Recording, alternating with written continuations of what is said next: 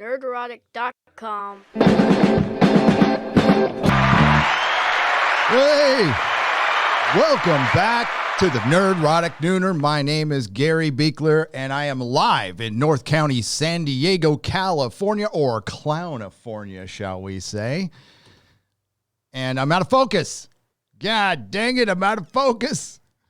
What are we going to do now? Well, I could probably just deactivate the damn camera and then activate it again. That usually helps, or not. We'll see if it just gets into focus. In the meantime, we'll just say hello and let some people roll in. It'll probably work itself out eventually. Stupid camera. Freaking brios. Let's see who's here. I know, pixelated, right? No, it's not pixelated. It's out of focus. And it's been doing this for a while now. And it's got to do with the light. And it has to do this right now. And it usually goes right back to it. Let's just let it think about that for a minute. And I'll say hello to some people. Roger the Shrubber. Judicon. Kildar 000. Phoenix Tangent. Midnight's Edge After Dark. What's up, Tom? Joe Bag of Donuts. Criticized the Craze. Golden Mongoose. Ledger Long Last Name. Jennifer Cisco, care for a jelly baby. Oh, we've got some Doctor Who to talk about. Eric Sullivan, August Stevenson, Super Strike 7 US. Perry Chan is here. Eric K with his wrench. Lord Thoth, Tom's Vinyl Shack, Professor Thascalus. Hello, Master. And Tomcat. What the hell is up, everybody? It looks like I'm back in focus. Well, it kind of reflects my mind. So, didn't live stream for the last couple of days. Couldn't do the bagging and boarding and chatting with Az because he's not feeling good. So I decided to take that opportunity to work on The Office some more. No, it is not done. Otherwise, you'd be able to see it. And yeah, it's a little dark right now, but it's getting there. It's getting there. Something tragic happened, though. So tragic. So tragic. My Conan melted. Because he's got the Conan, the 1/6 scale. It's a bootleg, but it has a flesh body, and it's really kind of weird to touch. Well, it took a little trip down Central California, and I forgot it was in that box. I meant to take it with me in my car, and it melted. It's not a pretty sight. So I'm bummed. I'll have to find another body. And those fleshy, muscly bodies are very weird to touch. Some people might like it. I don't know. A lot of people in Hollywood might like it. That's for sure. I just found that out while I was doing that, setting up my office yesterday. So we have a lot to talk about. Hollywood continues to open their mouth and make things worse for themselves. And now any criticism of Hollywood, it was a microcosm with Star Wars and Doctor Who and Star Trek of the overall problem in Hollywood. And now, instead of these problems affecting specific franchises, it's now affecting the industry as a whole. And here we are, perfectly placed, the Phantom Menace. The Phantom Menace is also going to do some good today. So, and I'll talk about that in just a moment. At least you already have. And I thank you for that, because we got to GoFundMe to talk about it. I usually don't talk about these things, but it's for a character that we all loved if you're a Battlestar Galactica fan, and we'll get to that in just a moment. We're also going to talk about Marvel delaying its entire schedule. Is this a good idea? Is this a bad idea? It doesn't matter. It's done. It's made. The decision is made, so it doesn't matter if it's good or bad. It's bad. It's very bad. It's good that they did it, and everybody's saying, well, it's the right thing to do, looking out for the people. They're looking out for their bottom line. Believe me, Disney is begging Anaheim Governor Newsom, who is currently being recalled. I don't know how successful it's going to be, but they're begging him to reopen Disneyland right now. So please, with the heartfelt Disney, and let's not forget Mulan. Let's not. Also, we have to talk about why our heroes are failing. I know the answer. You know the answer. But there's people who actually watch this live stream who don't like me, who don't like the Phantom Menace. but they watch every second. So thanks. That's all I got to say is thanks. And I'm glad you're here because we have some things to talk about that I can lay down why it's pretty easy why this stuff is failing. It's pretty easy. Az did a video on a good example of it earlier today. Go check it out after this live stream when talking about the Sherlock Holmes YA novel with Henry Cavill, their adaptation, and the approach they took the marketing approach. And the overall marketing approach from Hollywood, the divisive marketing approach.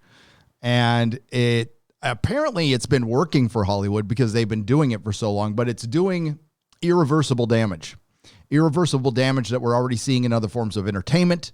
And we will discuss that too, why our heroes are failing. We're also going to talk about Star Trek rumors and Star Wars rumors. We're going to talk about the rumors. We're going to talk about the people who bring you those rumors. We're going to talk about why we talk about rumors and why we can talk about whatever the hell we want on this platform. We're also going to talk about YouTube and what could be coming down with this new age restriction stuff. I maybe I'm dumb, not too worried about it on this channel, except for maybe a couple of videos, but it's clear what they're doing. And we will discuss that as well. Mama Susan, don't do it, Mama Susan. You got my digits. Call me. Also, yeah, I was kicked off Twitter for a little while. I have no idea why. I have no idea. I was locked out and I'm back. I just checked and I was back, but I was locked out for a couple hours. And this is the first time that's ever happened to me for anything. And I posted a tweet criticizing Hellstrom, the show Hellstrom. It's a valid criticism, and we'll discuss why. I mean, it's the best example of why Hollywood is just dumb and where trends go to die. I hate to disagree with Robert Meyer Burnett, who I respect. Occasionally, Hollywood does start a trend. Not Hollywood. Occasionally, a creative force or a singular person creates a trend. A George Lucas, a Steven Spielberg. That is one in a gazillion. And usually Hollywood just tries to copy what's already been copied, and it just goes to die. They are the end users. So we'll get to that.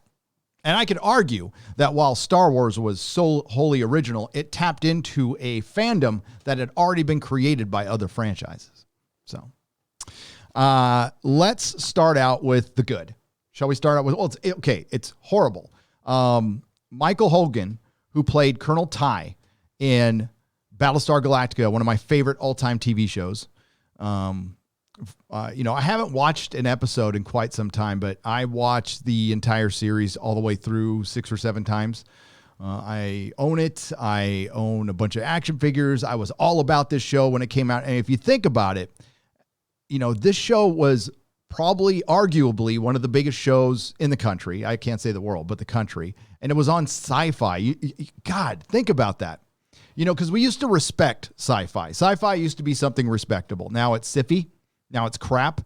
And it's hard to believe that they had a show and they still wanted to cut it out early. And that's why they had to kind of rush that ending. And Ronald Moore wanted to end it on his own terms. It should have probably gone 5 seasons. Still, it was a masterpiece. I know a lot of people don't like the ending. I thought the ending was fine, although I predicted the ending. But it's fine. I thought it was a solid show. It had weak episodes like all shows do, especially towards the end, but still, I remember watching it, having the little watch parties at my shop. We had a good time. So my favorite character was Colonel Ty. Absolute favorite character. Michael Hogan killed that character. It was freaking brilliant. And he unfortunately had a horrible accident that has left him paralyzed on half of his body, and they have to refit his entire house to accommodate him. I don't know. I'm ignorant to the healthcare system in Canada, so I'm not going to make any remarks about it at all. No politics on this one. I just know that Canada, America, if you have to refit your house for somebody who's paralyzed, that's insane amounts of money. And yes, this guy was a star in a lot of TV shows, but he should have been an A-list star, but he wasn't an A-list star. So I doubt he made A-list money. And not every actor, actually very few actors make a lot of money. I know what a lot of them make, and it's not very much. Your average trash collector makes a lot more than your average actor. A lot more. So he has a GoFundMe up, and it has made, let's see if I want to get to the right. Let's get to the right one here. There we go. So I will link this in the description. I'm sure Eric K is already way on top of it. And if you could at least, if you can't give financially, because a lot of us, are out of work. A lot of us have lost our businesses. I totally understand that. If you could just share this, that would help too. So here is the GoFundMe. Just show support, show some love. I called on the Fandom Menace on Twitter, and I know there's author Stephen Walton, Doomcock. There's a lot of big Battlestar Galactica fans out there who probably already shared this. I've already donated, and I will be donating, let's say, half of what I make on this show to this GoFundMe. Okay. I will be fully transparent about it. I will blast it on Twitter, on Facebook when I donate. And this time I am not going to wait until YouTube payday the next month, which is what I usually do. It takes about a day. We'll say tomorrow morning, I'll make the donation and I'll show everybody. Thanks everyone who has and who shared and everything. This has got to be impossibly hard on them.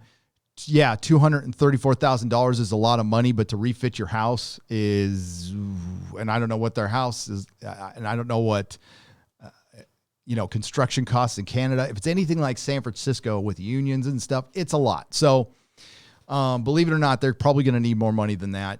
And, Michael Hogan, again, my favorite character in Battlestar Galactica. And if you can do something, cool. If you can't, cool. I wanted to give this a shout out. I hope he, God, it sounds bad, but I hope he recovers and lives a long old life with his family and stuff. So hail Michael Hogan. And thanks for listening to that, folks. I appreciate it. All right. Let's give Hollywood a little help. So I did a video a couple days ago about the Emmys ratings crashing. The NFL ratings are crashing. The NBA. Some games are worse than others. And I used to be a big old sports ball fan. I was. I can't say I was ever the biggest NBA or NHL fan, but I was a huge Major League Baseball and football fan my entire life. I followed two very shitty teams called the Padres and the Chargers. The Chargers have been ripped out of San Diego, and I haven't watched a second of NFL since, and boy, I don't miss it. Under bad circumstances, I've had good timing. I relapsed and had to sell my comic store, and then the comic industry went to shit. Turned out kind of okay in the long run. And then my team got ripped out of San Diego, and then they went to LA, and then the NFL went to shit. So it turned out okay in the long run. It's very easy to quit these things. I thought it would be hard because, the Chargers were as big to me as Star Wars was, as Star Trek, as Doctor Who. They were a part of my life. They were the one thing my dad and I connected on. Entertainment. Entertainment brings us together. It's our escapism. We all have stories of sitting down with our kids or our dad or our aunt and uncle or our guardians or our best friends in hard times, sitting down, watching some Star Trek. We all have that episode. We all have that go-to escape, for nerds anyway. We all have that go-to show or movie that's our happy place. That's our pure escapism. Good times, bad. You're bored. You just want to fire something up. It's just something that's reliable. It's there.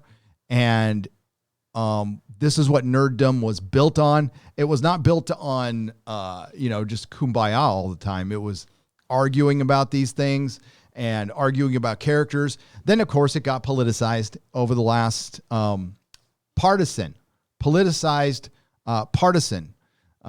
That's what it turned into. Yes, there's always been politics. There's always been allegory. There's always been messages. And I don't know how many times we need to say it. Star Trek was a show for everyone. Republicans, Democrats, anarchists, communists, super intelligent shades of the color blue. Everybody loves Star Trek and Doctor Who. But then something changed. And then only a very small group started liking them, right? So that's what Hollywood was making these comic books for and these shows for over the last 4 years, over bad data, or more importantly, data they wanted to believe. I remember back in 2015, I was talking to an artist friend of mine. He's a nice guy. And at the time, we didn't know what was going to come down. So that Facebook poll came out that 50% of women are interested in comics, and it was worded badly, and there was no real data behind it. But man, did they run with that. And very similar things happened with Hollywood. They saw the female audience as untapped potential. Sorry. That's what they say, not me. Their words. And which was entirely untrue, because the last time I checked, women have always gone to movies. But they wanted to start making more movies for women. Great. Awesome. Brilliant. No problem. Here's the problem. They're not making them. I don't know what women they're making films for. Hollywood is trying to monetize their apology. Time's Up is not about having more women starring in a film, or using whatever. I think Andre pronounces it better than I do, but it's the Bechdel test, and it's women not needing men. Well, that's a boring story when it's told over and over and over again. And then when you try to inject that story where it flat out doesn't belong in what started out as, I would say, a male-oriented entertainment, which is comics, which is science fiction.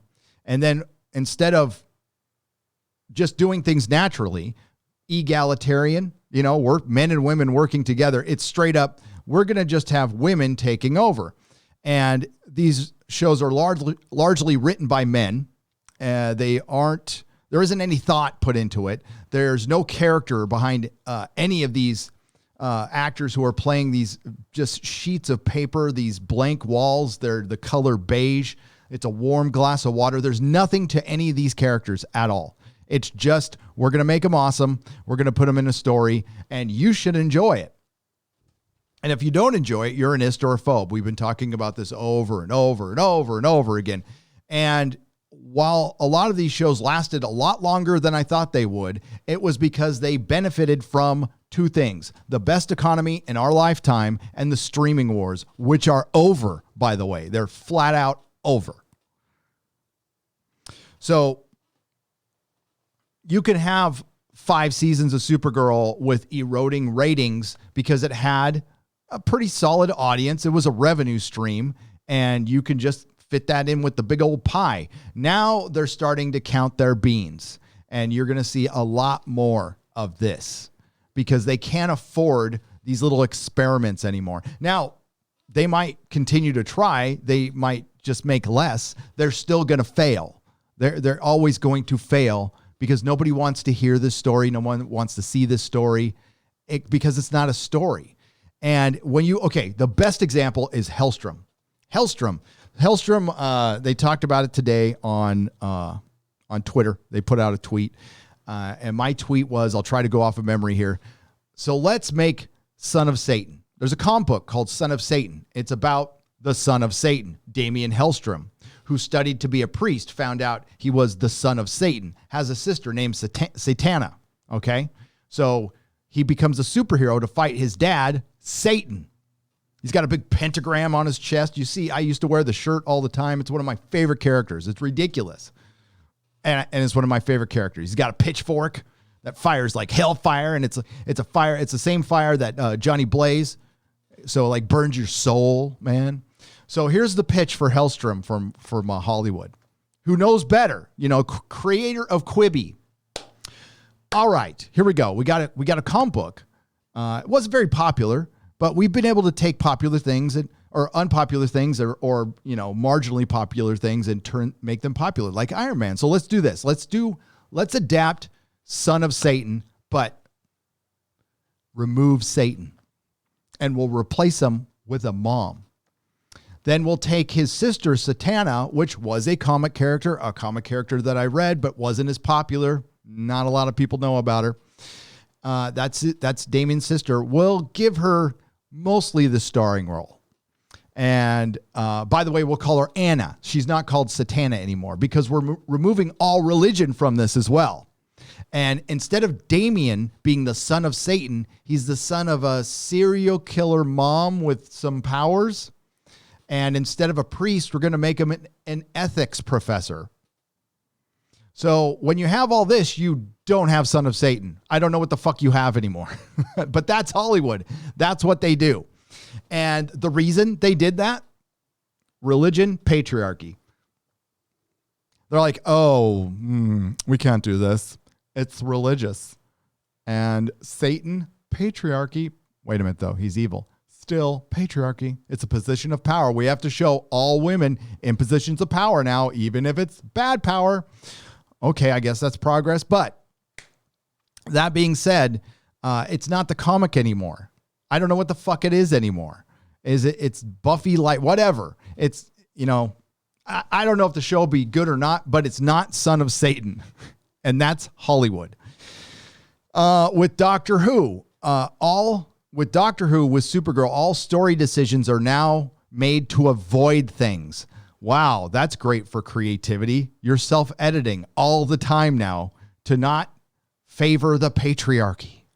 And now we want to make things a matriarchy instead of egalitarian, instead of men and women working together, which would be fine. But equality is now ist, and I can't keep track these days, and I don't. And I won't even fucking bother. But I saw that did trigger me a little bit this morning. And with the Emmys ratings, we're going to go down anyway. All right. I mean, and I watched it. So there was no crowd. All the glitz and glam was, well, they tried, that cringe scene where, Jim, I forgot the comedian's name, but he was forcing Jimmy Kimmel to repeat BLM. I didn't even want to discuss that in my video. It was so bad. It was so cringe. And again, the ratings were going to go down anyway. But if you looked at the show compared to just 3 years ago, it's down over 50%. I think that is a sign. It's a sign of things to come. I pulled up an article in my video. I didn't go over it. I might go over it today on Hollywood being very worried about movie theaters and people not going to them. And I can tell you right now why they're not going to them. You scared the shit out of people and they don't want to go to movies. And yes, you, Hollywood, because you own ABC, you own CBS, you own NBC. You've been scaring the crap out of people. I'm starting to see here more people at the gym. The gym was damn near crowded today, which was good, but it's taken like not a month, take 2 weeks for people to kind of, maybe get the word, maybe feel more comfortable. And you're going to be fine if you practice your social distancing and you put your mask on. You're going to be fine, and clean your equipment and be careful. You're going to be fine. You're going to be fine. But it's going to take a year. It's going to take a year, and that's why Marvel delayed their slate. Is it going to help? No, it's going to hurt Marvel. The momentum's broken, and we'll get into that. Let's get into a couple questions here. Man, it's been a while since I did a nooner. Feels like forever since I live stream. Kimmel can, by the way, Kimmel doesn't get canceled. And I guess that's good. I'm still waiting for ABC to rehire Roseanne Barr because that will be the consistent thing to do. Considering people have done worse, far worse, Ezra Miller and Miss Depp, former Miss Depp, and they're still working. I guess all Roseanne should do is say she's a member of the alphabet community, and they probably hire her back immediately. That's what I would suggest. But yeah, Jimmy Kimmel had a summer off to spend with his family after we were all reminded of his past comedic discretions, which I personally don't have a problem with. You can always see if you're offended by something, you can do this thing called turning it off. I don't like all comedy, and I just don't watch. this whole mentality of I don't like something, it shouldn't exist, which has been allowed, which Hollywood has spurned on and rooted on, is now coming to bite them in the ass. And I'm not sorry. So I don't want to see people get canceled, but if there's some consequences by the very people who have been spurning shit on, like J.K. Rowling is getting it right now. She created the problem. She really did. But it's kind of nice to see her slowly come over to the side of common sense. We'll see if she fully comes over there, but she, billions of dollars can help, with the whole I don't give a fuck department. So Joshua Samageo, welcome to the Geloja level. I appreciate you being here. Culture Casino and Jake D, thank you for the phallic unicorns for $1.49 each. Oh my God, there's so much to talk about today. Lady Greymaster, if you're out there, if you could send me the link to Mike Christian, his Twitter, with that thread, or maybe you already did, that thread for YouTube. That is a problem. The age restriction thing that's coming down. We were all worried something like this would happen. We all knew something like this would happen. Remember 2019, we thought, man, it's going to be crazy next year. None of us knew how crazy it would be. And we still have a little over a month to go. And I was, YouTube's honestly been kind of quiet. We had COPA at the earlier this year. That ended up not affecting anyone. We've had a couple of rounds of demonetizations. We've had Leafy getting canceled, some other people getting canceled off the platform, which sucks. We just had a weird couple of weeks on YouTube, which seems to have corrected itself. And now we get the news that they are going to age restrict a lot more content. In other words, if you're reporting on the news, you're going to get age restricted. Now, if you're not aware, if you're just a casual YouTube viewer, if you're out there and you are watching this and you don't have a YouTube account, you're watching it on some third-party site or whatever, welcome, thank you. You're probably going to have to sign up to YouTube at this point. Jeremy from The Quartering did a video. I agree. If you want to see your favorite YouTuber, especially if they're reporting the news, you're going to have to sign up for YouTube and subscribe to that channel and pay attention, because YouTube is not going, if it gets age restricted, it'll be blocked on third-party websites. You'll have to go to YouTube to see it, and it won't share it anywhere. They're basically going to hide it. They're going to hide it. And I hope I'm wrong about this. I always want to give YouTube the benefit of the doubt. While they do some strange things and I don't love all of it, I do believe right now we're still able to say what we want to say. YouTube, a lot of stuff gets by, and not everything is great. There are certainly things that do not belong here, and we all know what they are. But as far as reporting the news, if it's okay for CBS and NBC and all the other alphabet networks, it should be okay for Tim Pool or Jeremy over at The Quartering and on his political channel, Midwestly, or Jeremy with D-Day Cobra. And that would provide that much needed balance that's not anywhere else. And listen, they're just guys with opinions. That's all they are. So I know, like, Jeremy wouldn't say he's reporting any news, or I don't know about Midwestly either. I think it's editorial, which should be allowed, which is allowed everywhere else. Age restricted. Now all of a sudden we want to worry about the kids. Well, let me tell you, I've got a kid, and they hear about this stuff in school all day. They hear about unconscious bias. They hear about white privilege. They hear about critical race theory. Oh, yeah. They hear about all that stuff. You see, my kid is still connected to the San Francisco school curriculum online. We're working on changing that. But, they're hearing all about the news, all about the current events. Their teachers are happy to talk to them about that constantly. So I don't know. Honestly, in some cases, I think I'd rather have my kid hear it from Tim Pool. In a lot of cases. All cases. I'm going to be honest with you, all cases.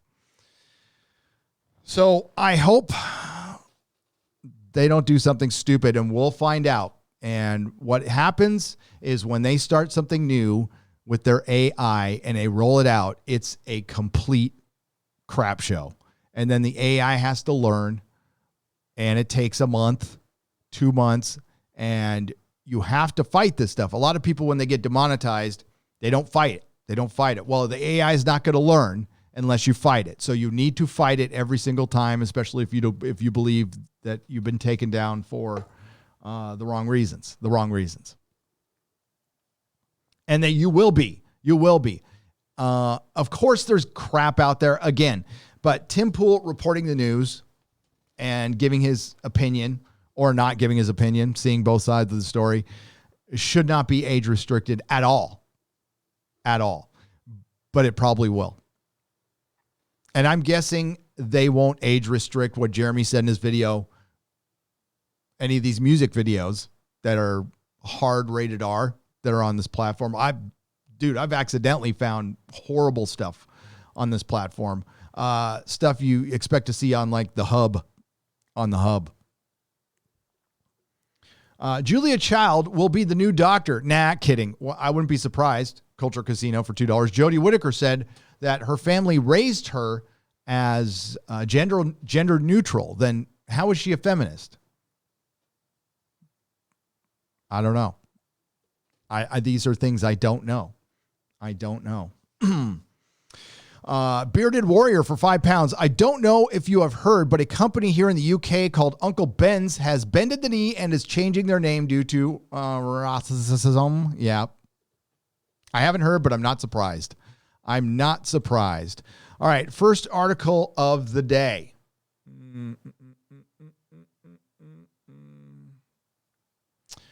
Do we want to trigger the No, we'll wait till later to do that.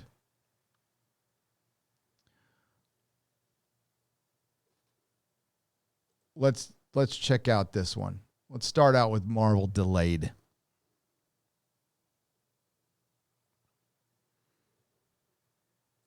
I think that's a good one to start. So Hollywood is falling apart, and it's gonna sound like everything is fine, but it's not. They're already counting the beans. You saw Supergirl get canceled. We'll discuss that in a little bit when we round our way back to Doctor Who. And Marvel delays its slate for an entire year. And this is where we talk about momentum. Even the best-selling, most popular thing in the world gets hurt by breaking its momentum. I saw it 100 times at the comic shop. A good example would be The Ultimates, a comic by Mark Millar and Brian Hitch, one of the most popular comic books probably ever at my store. Sold hundreds of copies each time it came out. It was an alternate universe version of the Avengers. It was a much darker look. Hulk ate people. It was that dark.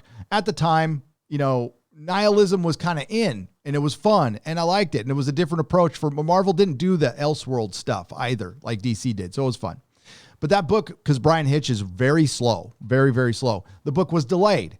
So while it was the most popular book, the sales eroded as it went out. If it came out on time, the sales would have gone up as the book came out. But the book was delayed a year at some points. So it lost money. It still made money, but it lost a lot of potential customers by being delayed.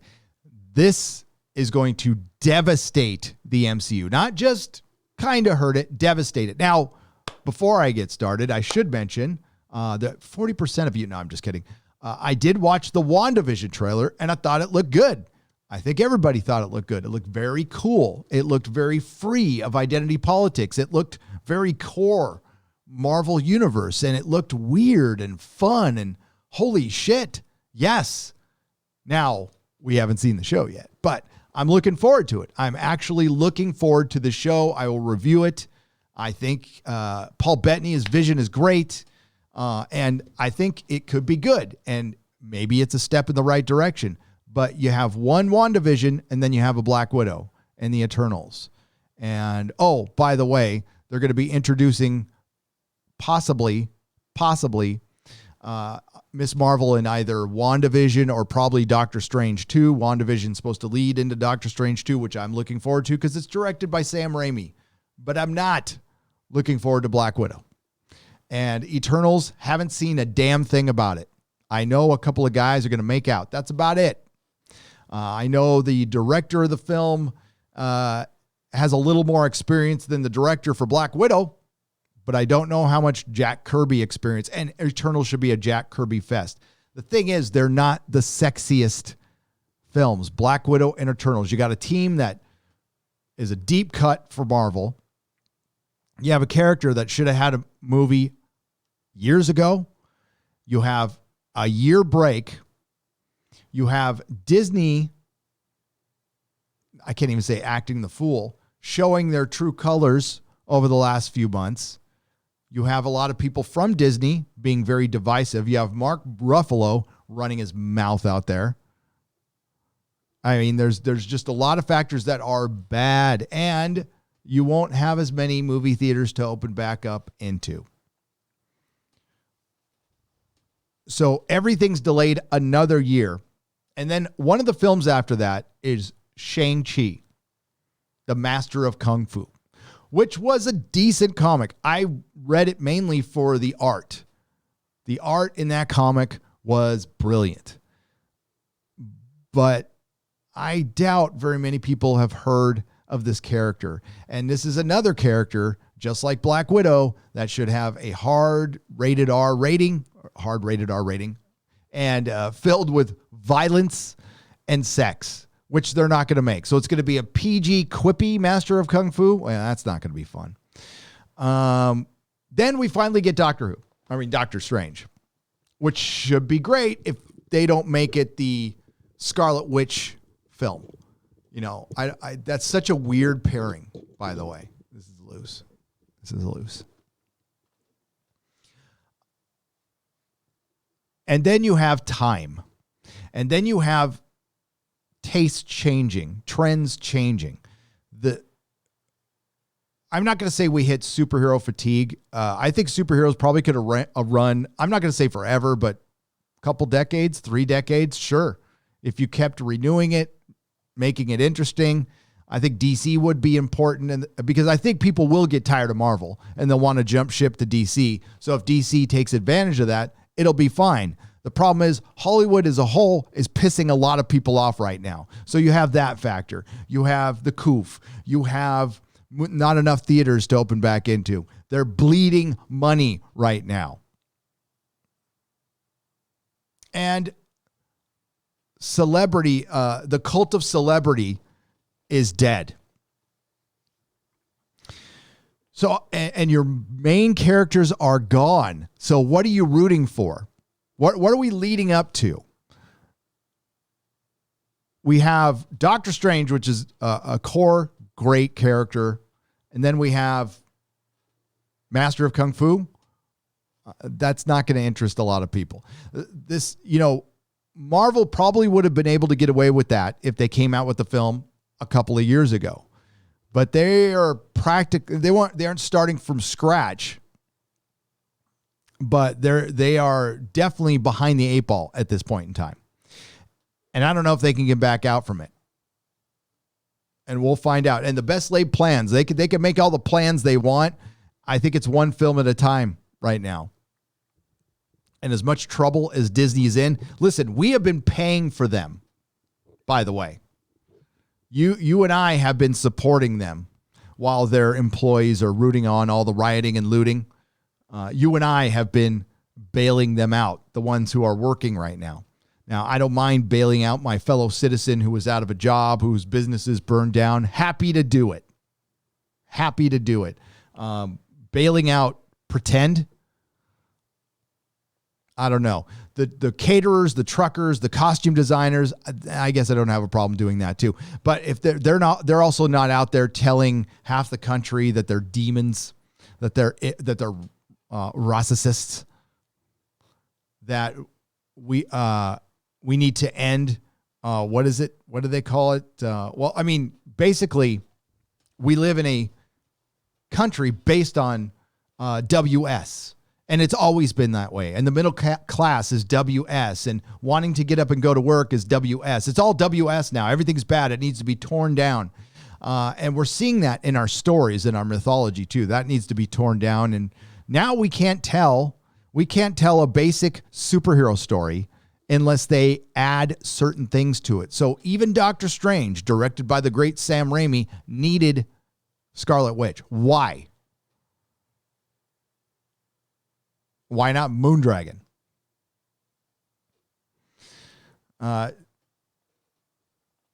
So we have this hope that things are going to turn around. Like we'll get, our franchises will come back. I don't have that hope. Maybe a decade down the road, but I'm gonna repeat a Doctor Who rumor I told earlier, and the thought process behind this rumor, and it's the thought process of Hollywood, which Hollywood collectively is dumb. All right, they could only think about a couple of things at a time, and right now it's completely woke. So we get woke storytelling, and we get the woke thought process, which is, all right, whatever we need to do, we need to make it less white, less straight. No, we can't be heteronormative. And we can't tell the hero's journey because that's the patriarchy, blah, blah, blah, blah. And now the consequences are starting to show. They are starting to show. So, this absolutely terrifies Marvel right now. Yes, it's the right thing to do. But they've had a bad year. Of course, there was the Chadwick Boseman thing, which is awful. It's tragedy. And Black Panther should, in my opinion, probably should have led the Avengers. If you needed to have a leader, I would take Black Panther over Carl Danvers any day. Any day. Black Widow and West Side Story. Oh, another remake. Eternals postponed release dates. Disney has postponed the release of fall blockbusters such as Marvel's Black Widow, Steven Spielberg's West Side Story. Steven Spielberg is remaking West Side Story. Ugh. Just retire, dude. Retire with your 20 adopted kids. Maybe pay attention to them a little more and they won't end up in the adult film industry, which is an honest living, I guess. And Kenneth Branagh's Death on the Nile by several months. The results are bad news for the exhibition in the industry who had expected the animated family film to either move to a later perch or get released on Disney+.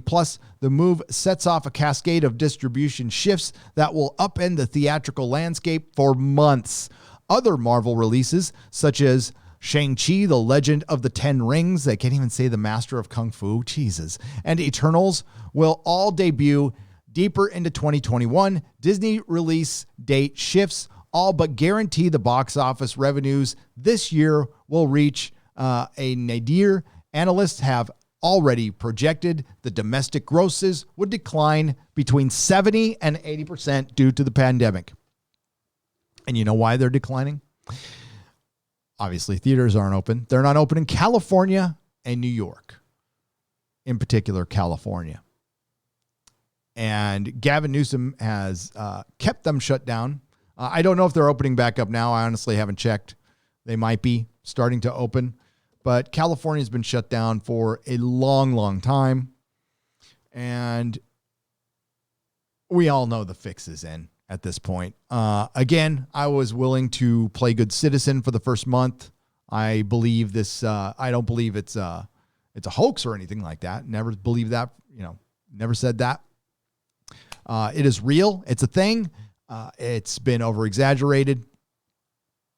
And if we all work together at one point, we probably could have come up with a solution, but it came at an election year and it screwed everyone.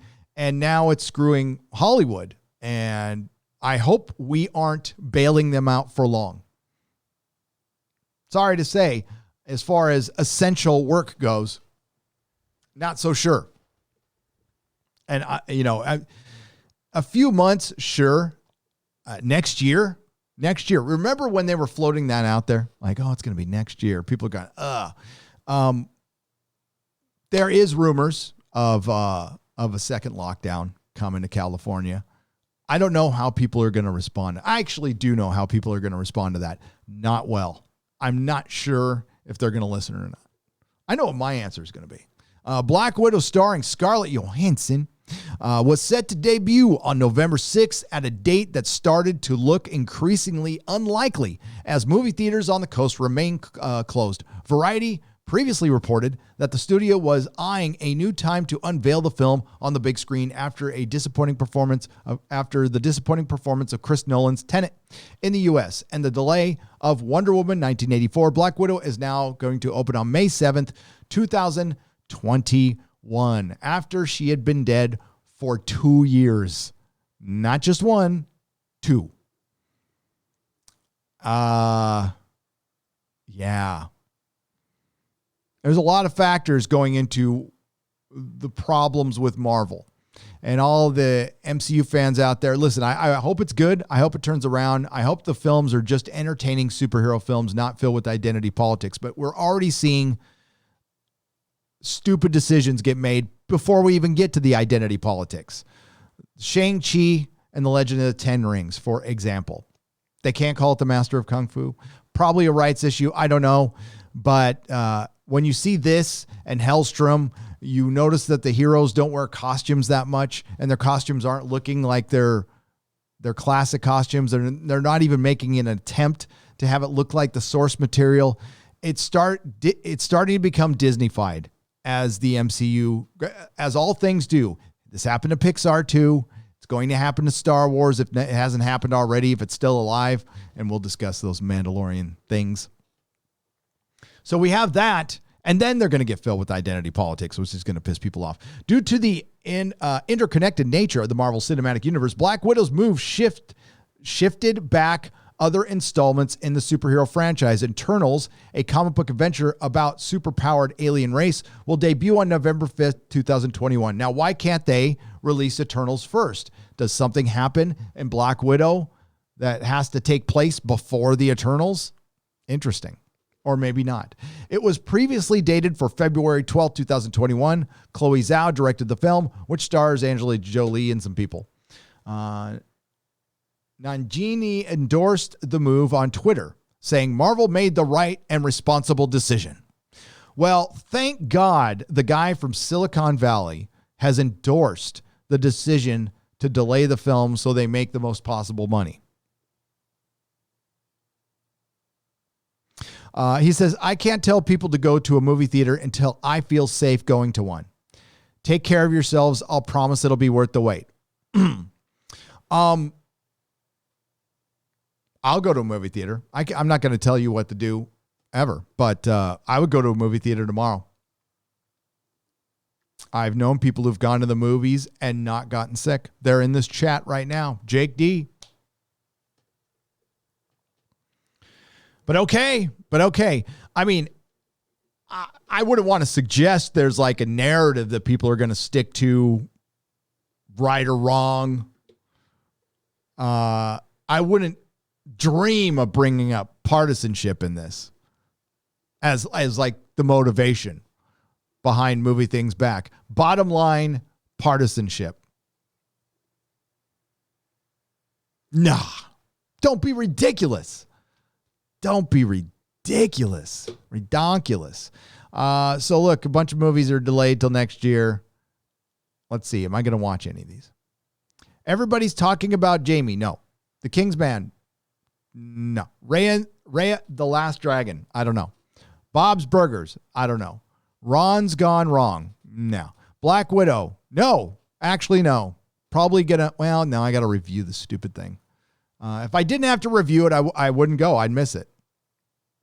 Cruella, hell no. Luca, no. I'm going to have to review Shang-Chi. Jungle Cruise, maybe. It's got The Rock, right? So, yeah, Mrs. Nerdrotic's going to make me go see that. Deep Water, Beatles Get Back. Oh, yeah, definitely. The Last Duel, Eternals, yes. Can't miss that first Marvel alphabet kiss or male alphabet kiss. I don't know if I can't remember. And I will skip West Side Story. I'm not a big musical guy. Don't like the musicals. Yeah. Do you care? Do you care that Marvel's been delayed? I think the biggest question is, do we care? I can tell you, just for me, I know a lot of you are just huge film fans and film buffs, and you love sitting there in the theater with your popcorn and the great sound system and seeing something seeing a spectacle on the big screen. And when it's a good movie, sure. But do you really, really miss it? Are you like itching to get back to the theater? I guess it depends on what's playing. Do any of those movies make you want to rush back to the theater? They might. They don't. I would go to a movie tomorrow if they were showing the Lord of the Rings extended editions. Hell yeah. I'd be there. But I think the habit has been broken with the MCU, and it's been broken with movies. And listen, back in the 80s, families used to go every Friday. Every Friday. My family did. And then I carried it on when my family kind of fell out of it and I became a teenager. I was at a movie every Friday and Saturday, like that entire decade, because there wasn't much else to do. I mean, you get really high and you go watch a movie. I would go to the arcade that was in the parking lot. But, those are arcade games. We had the Vector Graphics Star Wars game. Oh, I got to keep an eye out. By the way, that just reminded me. I'm getting one delivered today for Junior for his birthday. I guess they remade. Tom showed it to me. It's a smaller version. It's got a riser on it. I'm getting the Star Wars one today. I guess I should keep track of that. So I might have to run to the door real quick. I didn't even think about that. I think it's going to be here this afternoon. But it's for Junior for his birthday. He's going to turn 15. God damn it. I can't believe it. But yeah, I used to play like the little Vector Star Wars game, and then Terminator 2 pinball. That was the best pinball game. Get loaded and watch a movie every Friday and Saturday. People just don't do that anymore because, for one, the best entertainment isn't even on film. Quite frankly, it's moving to television, or at least it was. And for me right now, the best entertainment is you guys. I'm not lying. I would rather go watch a Culture Casino or a Jake D live stream than 99% of the TV shows right now. The only thing I'm slightly looking forward to is The Boys. I am kind of looking forward to Star Trek Discovery, which is, that's tomorrow. That's tomorrow. Which I will be reviewing live just to talk to you guys about it. I'm not looking forward to watching that garbage again, but I will. There's a couple good things out there, but like I said in my video, I'm finding it very hard to root for Hollywood. And what I have noticed, at least in this sphere, is you are really pissed. A lot of you are really, really pissed. And I'm pissed too. Because we've been watching, we've been observing, because you know what? We don't have time to go burn shit down. We're too busy working or worrying about where we're going to find work or having to build another business after we closed our business down or watch our loved one go through that shit. And I can't even imagine what it's like to have your business burned down and some asshole on Twitter tell you that insurance will cover it when it won't. And if it does, it's like a third. And they're going to jack you around and it's going to be years. And you're going to see a lot of those people just say, F it. Businesses struggling to stay open with the social distancing that's in place. You have local politicians playing games. You can open if you jump over these 5 hurdles and then jump through these flaming hoops. I think the whole damn thing's going to be there's going to be a huge reckoning. Huge reckoning.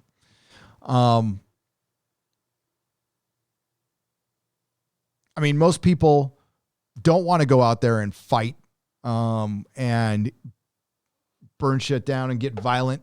It's it's a small number of people out there creating a lot of chaos. It's a lot of politicians allowing it to happen.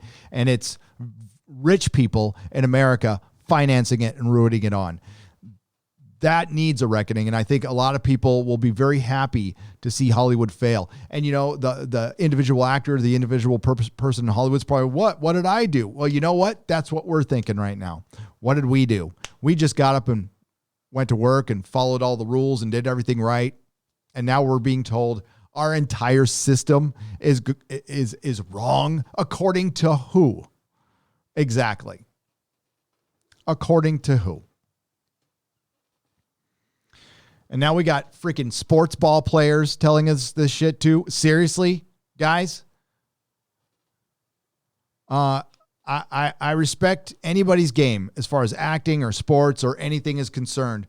But I'm also old enough to know that you guys put a lot of work into that, but not much else, especially your schoolwork. So you might want to dial that back a little bit, especially since what's the league minimum in the NFL now?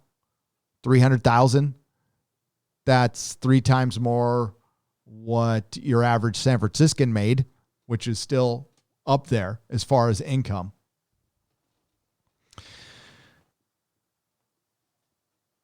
And we're not going to have a lot of sympathy anymore. And we're going to find other things to do. And I want Hollywood to be around. I want pop culture to be around. I do. That's why I do this. And you know what? Occasionally somebody listens. And I am absolutely open to listen to things. The other side is, you know, when I'm not being called an ist or a phobe because I don't like a show. And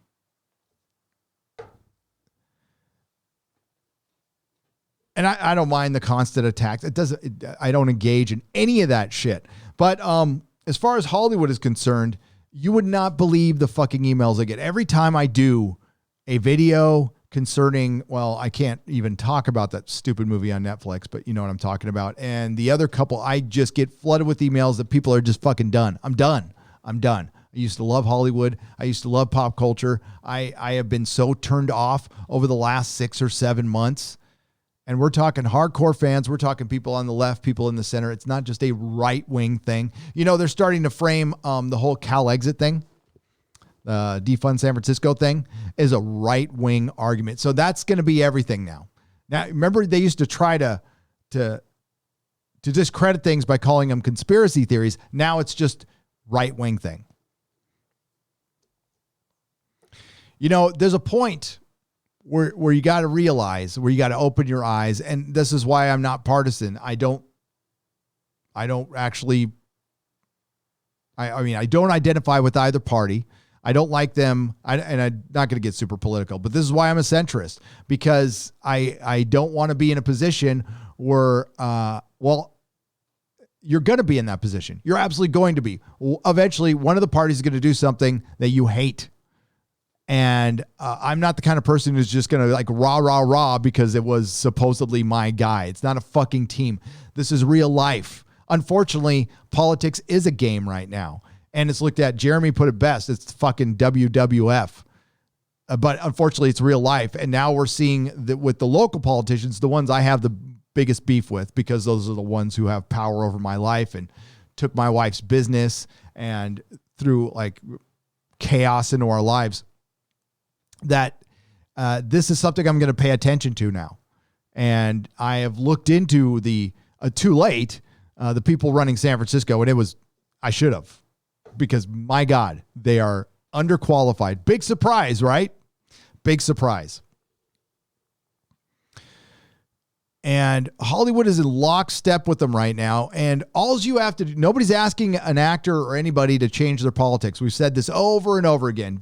Have your fucking politics. Have a little respect. That's all. You can disagree with the president. I don't care. I don't give a shit. But when you're all president supporters are racist. I mean, like, this is pretty much what they hear every day. And every time you do that, you make another president supporter.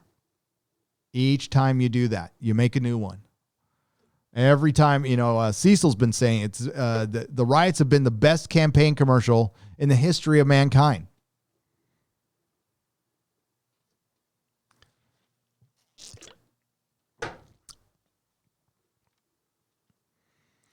And yeah, it sticks in my head a little bit. You know, each time I talk to my wife, and, you know, she's having to rebuild shit, when 6 months ago, she was just cruising right along just fine. And I tell you, man, if, say, for example, the election goes a certain way and then all of a sudden the coup just magically disappears, I'm going to be pissed. I'm going to be so fucking pissed. And I know we're all thinking about it. I don't know if it'll necessarily go down that way because that would still be giving up power. We'll see if that fucking happens.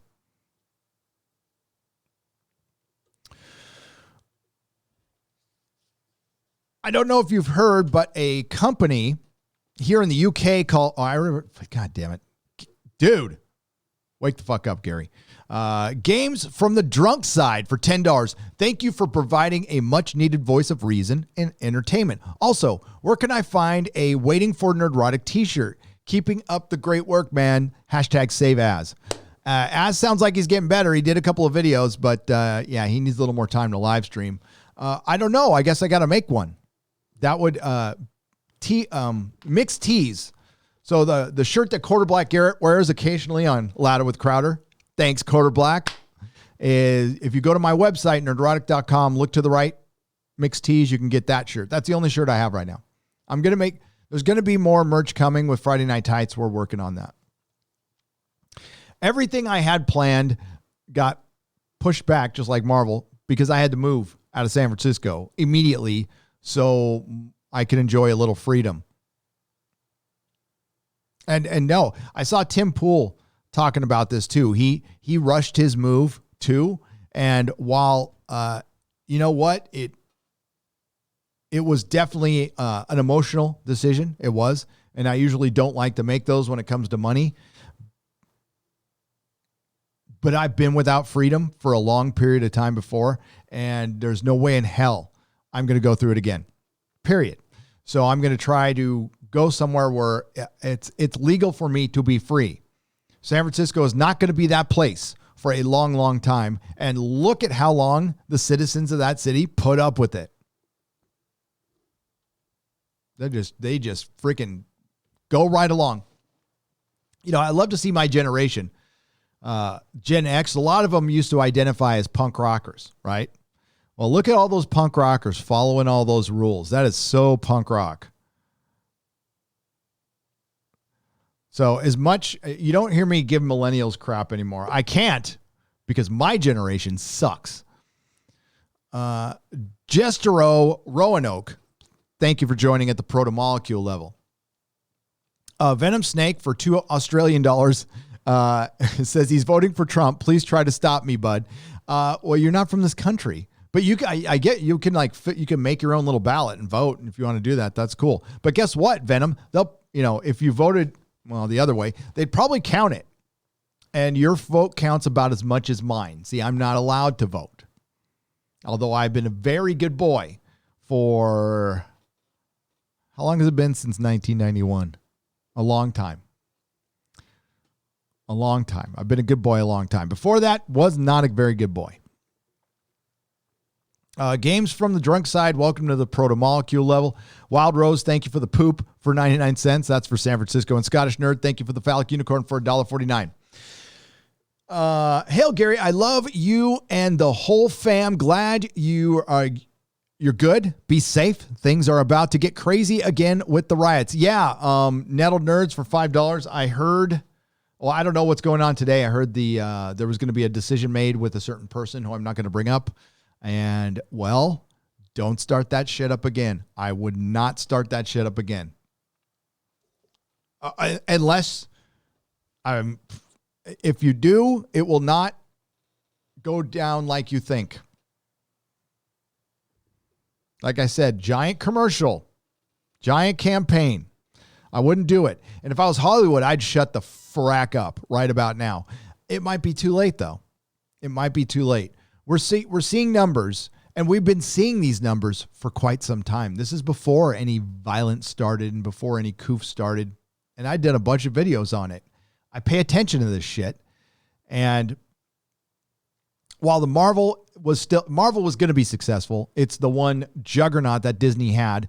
It's not going to be that anymore. They're not going to get the numbers that they were getting before. They peaked. But it was still going to be successful except for this delay, right? But across the line with all the woke shit like Terminator, Dark Fate, Charlie's Angels, everything was down 27 to 35%. 27 to 35%. These are numbers you're seeing pretty consistent with the NBA ratings, You see it with the Emmys ratings, 27 to 35%. That is the amount of people you are alienating over and over again. And it's new people every day. And it's those unintentional consequences.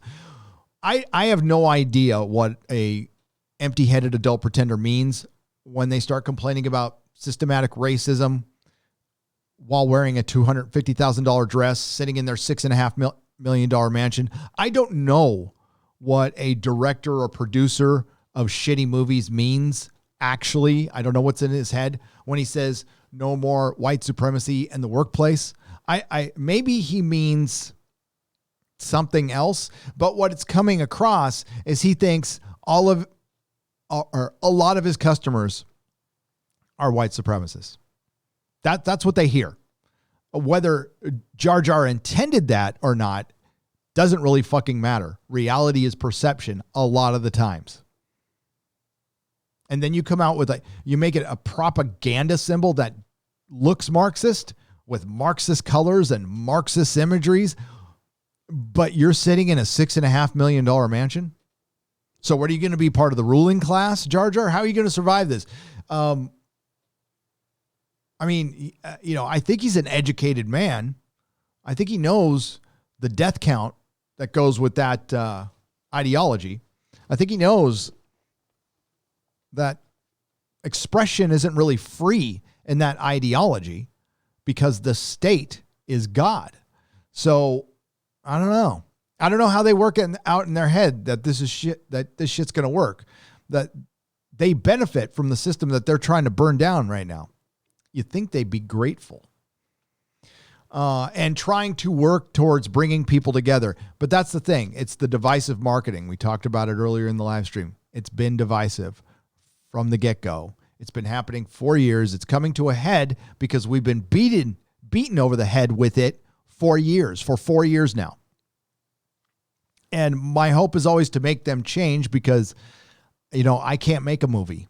I can't go out there and create a TV series. I don't have that kind of money. I could sit in front of a camera and talk for a long, long time. That's what I can do. But, I want the Lord of the Rings show to be great. I want it to be the greatest thing ever made. Probably going to be woke as hell. I hope I'm wrong. But I don't know if we're going to get that anymore. I don't know if Hollywood can afford genre anymore. It's getting long in the tooth. And what I said in my Supergirl video, if you didn't see it, I put it on Nerdrotic Live, is, things like the CW already did damage to genre. They lowered the bar, and it helped bring in the identity politics, the SJWs, the NPCs. It helped create Star Trek. It helped in its current form and Doctor Who in its current form because the creators of those shows and the bankers who control them just listen, they don't care about nuance and they don't fucking watch these shows either. They just read the reports on them and they go, well, look at the CW. They don't put a lot into writing. They make money. Why can't we do that with Star Trek? I don't know. The fans might not like it. Fuck the fans. We need new ones. Those ones are old anyway. All those 50-year-olds with disposable income, we don't need them. There's girls on Tumblr. Twitter badge of honor for Nerdrotic. Congratulations, Gary. Hail. Thanks, Bobby Sharps. I wish I could tell you what I got it for. I don't know what I did. Honestly, I put up a positive tweet today. So on the day I put up a positive tweet, I get, it might have been for a past discretion. I don't know. Honestly, I don't care. Thank you for the $4.99. Thomas Ballou thank you for the phallic unicorn for $1.49. And Mr. Q, welcome to the proto-molecule level. All right, next article.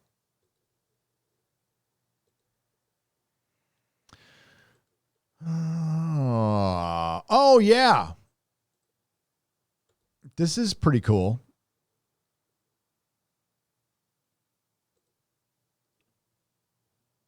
If you want to hear more comic book comrades whine a little bit, Keanu Reeves' comic Berserk has passed $1 million on Kickstarter. Now, unfortunately, it's on Kickstarter, but it had everything to do with Keanu Reeves going there, and it's got a lot of people worried. A lot of people who write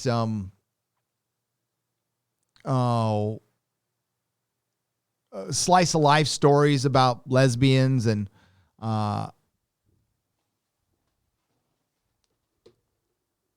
slice of life stories about freaking blankets. God, I hate that. God, so many people bought that too. Lesbian Chronicles. They're worried. They're worried that they won't be able to control the comic book market. Well, it's not a market anymore. It's a joke. Whatever it is, they can't control it anymore. And their spaces are getting invaded by Keanu Reeves, who everybody loves. And he lent his name to something, and it made $1 million. Now, I haven't backed it yet. I probably will. It looks pretty good. And you can go check it out. But it passed $1 million freaking dollars. And it's got 7 days to go. It's got 10,000 backers. That's pretty good. But you also think about what Ethan and Zach did without Keanu Reeves. That's pretty impressive. I thought it would actually get more than this, and it might. It still has 7 days, and if Keanu comes out and gives it another shout out, it might. But it's great. Ron Garney is cool. I don't know much about Matt Kent, but this is good news. This is traditional storytelling. You got a badass doing badass shit, and you don't have a frumpy looking dude on a bicycle thinking about his relationship with his parrot or whatever the fuck comics are now. I have no idea. I mean, there isn't much to talk about anymore. When I open up my other shop, I'm not going to carry new shit. I'm just, unless it's some Indiegogo stuff, some CG stuff. If they want to carry it in a store, if they don't, that's fine. I'll mostly be selling back issues and toys. And that plan B is still there, because every day on YouTube I appreciate, because it could be my last. You never know when they're going to change the rules. They always come up with something that if I don't stress too much about it, but right now with my wife trying to rebuild her career a little bit, it makes my stomach hurt a little bit when I hear YouTube doing shit like that. It causes it to shift.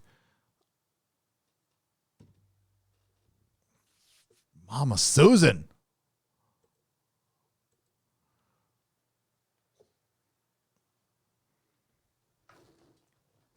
And goddamn, I'm still pissed about last week. Because I think they put a bunch of channels in the doghouse. I could be wrong about this. I could be wrong. But even the mere mention, soon as the New Yorker came out with that article calling any criticism of that film on Netflix right wing, things changed a little bit. People still saw the videos. They still did okay. But I saw something. I mean, I've said it, but I did a Cuties video there. I fucking said it. And it did 15,000 views in the first 30 minutes. That's insane. I mean, that's like you're tracking for 30 in the first hour. That's really good. That's really good. It got 30 in the next 10 hours. You could see the point where it just was stopped. They didn't demonetize it or anything. They just stopped. And they started doing that with everybody's stuff. I asked around, and yeah, they definitely didn't want us talking about it, but they weren't going to demonetize it. They weren't going to do anything. They were just going to not recommend it as much. And it was right after that. Before that, it was fine. I was kind of blown away that YouTube was letting it happen. Bet your ass all those videos get age restricted when that thing comes down. Bet your ass on that.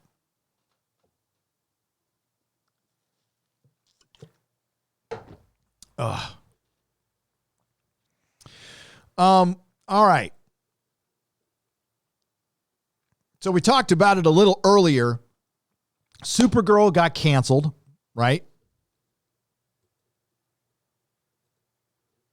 And Supergirl lasted, I mean, it's going to last 6 seasons. It's getting 20 episodes. So that's not bad. What's bad was its ratings were horrible. I believe its last episode in season 5 was watched by 638,000 people, 35,000 people. And a lot of YouTubers have said, I've got videos more than that. Yes, they do. They do. It's not counting digital. If you add in the digital, it's like 1 million, 1.5 million. That's still really low for a show that costs millions, but it's canceled. And the reason they canceled it is they can't afford it. They can say the lead actress is getting pregnant, whatever.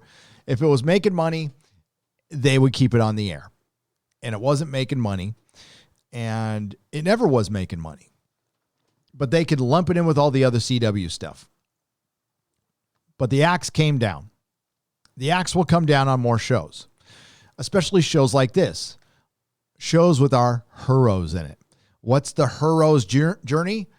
Hero wakes up in the morning, is awesome, then finds out she's even more awesome because a guy has been keeping her down. Once she dispenses of the guy that's been keeping her down, she becomes even more awesome and then ends the movie or TV show awesome. It's not very exciting to watch. And the anti-male sentiment is getting to a level of parody at this point. I mean, absolute parody. And it's in everything. It's even in The Boys. The show people love. The show people love is The Boys. Well, I'm probably going to have to do a video. It'll take a lot of time, but I'll probably have to do a video. And it's very similar to the video that guy did for Fury Road, pointing out the intersectional feminism in it, which I didn't even notice at the time. And I think The Boys is Fury Road 2 as far as sneaking in a message. But the biggest difference is Kripke's talented, so you're still getting a good story. You're still getting a good story. But we'll see where the story goes. We'll see where the story goes. You know, Mad Max Fury Road, a lot of people loved it. Where's the next movie? Why wasn't the studio in a big old hurry to make a sequel? Because it didn't make that much money. It turned a lot of people off. I mean, I think a lot more people wanted to see a lot more Mad Max in their Mad Max film. I can see that. I like Tom Hardy. Think he's a good Mad Max. Thought he was all right. I think Mel Gibson would have been just fine in it. But he's canceled, of course, somewhat. I think he's kissed enough ass to come back a little bit. But he still pops off now and then, and I appreciate it. As crazy as he is, I appreciate some of the stuff he says out loud in public. But yeah, with The Boys, it's controversial. People don't see it. Some people do see it. I definitely see it. It is most definitely there. It is basically those of us here in the sphere of social media, we are Stormfront because we're all secretly ists. Yep. There's some puppet master behind us. We have fellow YouTubers saying that. We'll get into that in the rumors section. But yeah, Supergirl's gone. I'm not going to miss it. It's one less woke superhero show. And will Doctor Who be right behind it? Well, the BBC is a different entity than the CW. See, the CW needs to make money, and nobody's watching their network. Nobody's watching network TV anymore. They're unplugging left and right. I've been unplugged for years now. I don't watch that shit. Whenever I watch something, I watched it for free on their app. But the CW superhero shows have done irreversible damage to superheroes, to DC superheroes. DC has an opportunity right now to grab the baton for Marvel and do something better because they can do something Marvel can't. They can tell side stories and elsewhere stories or standalone stories. You know, I think their new, I don't want to call it MO. Maybe their new strategy is to follow the Joker. See, the Joker just remade Taxi Driver with the Joker. And now Batman, I hear the Batman's going to remake 7 with Batman. Okay.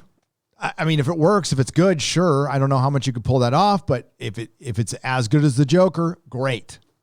Happy about that. Then you'll kill Marvel because you can do things. DC can do rated R. Marvel cannot. Disney is so painted in a corner with that crap. They'll eventually get rid of it. We'll find out when. Yes, they've got Hulu, but listen, just put the rated R on a Disney film. Nobody's going to freak out. And if you don't, then, DC has an opportunity. But DC and Warner Brothers, their parent company, always finds a way to not believe in their characters, shoot themselves in the foot, and not pick up that baton. Or get even more woke. There's that. But they have their opportunity right now. Instead, we're going to get the hero's journey. And what the CW has done to DC superheroes is use them up. That's the perception the normie is going to have with DC superheroes. So if they see or hear about a Supergirl movie, they're going to think the TV show. Even though it's a different actress, normies don't think about that shit very much. They just see Supergirl and the S and a blonde hair, and they're like, I thought the show was dumb.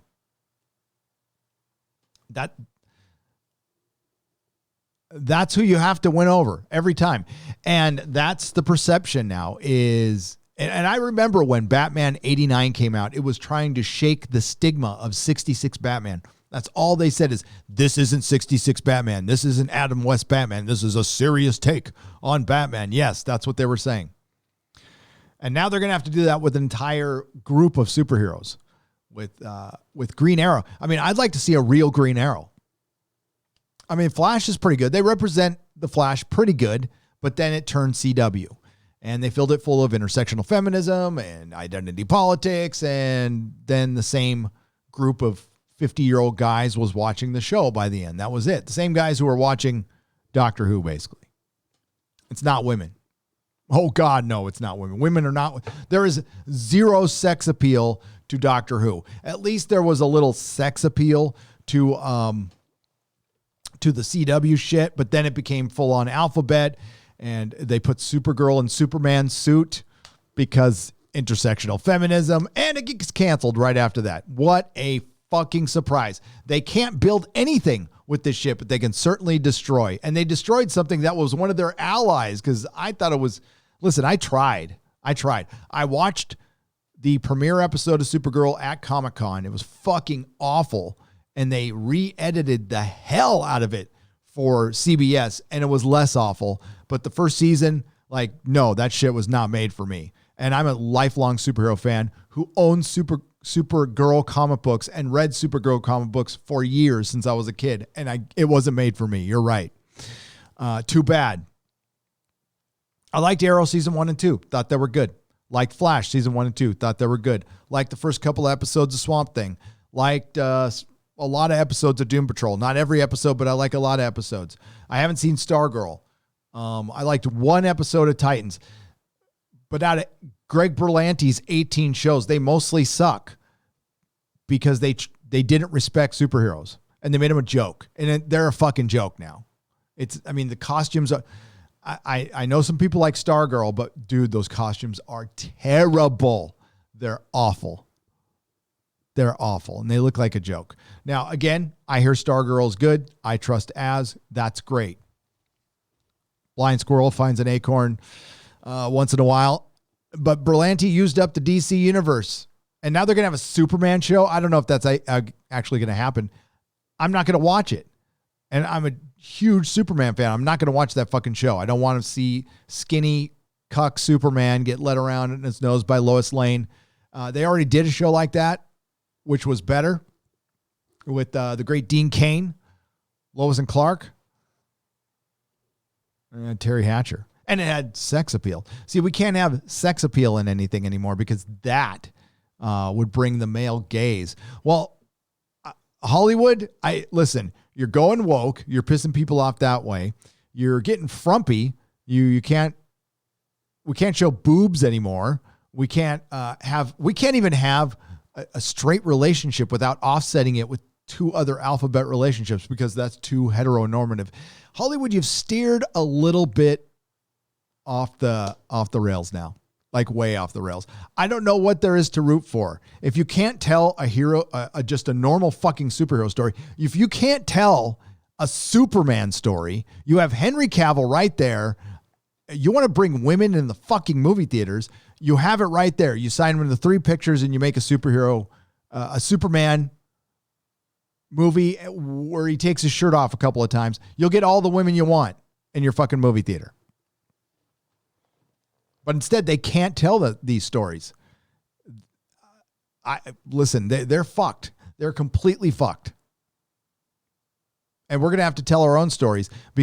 And I don't know if they'll ever be able to turn it around. They're so hyper political right now, and they're smelling their own farts, and they actually think that if they put a bunch of frumpy people in superhero suits, like with Watchmen, oh my God, that was terrible. God, that show was fucking terrible. Man, if you want to know what a shill is, look at the people praising Watchmen.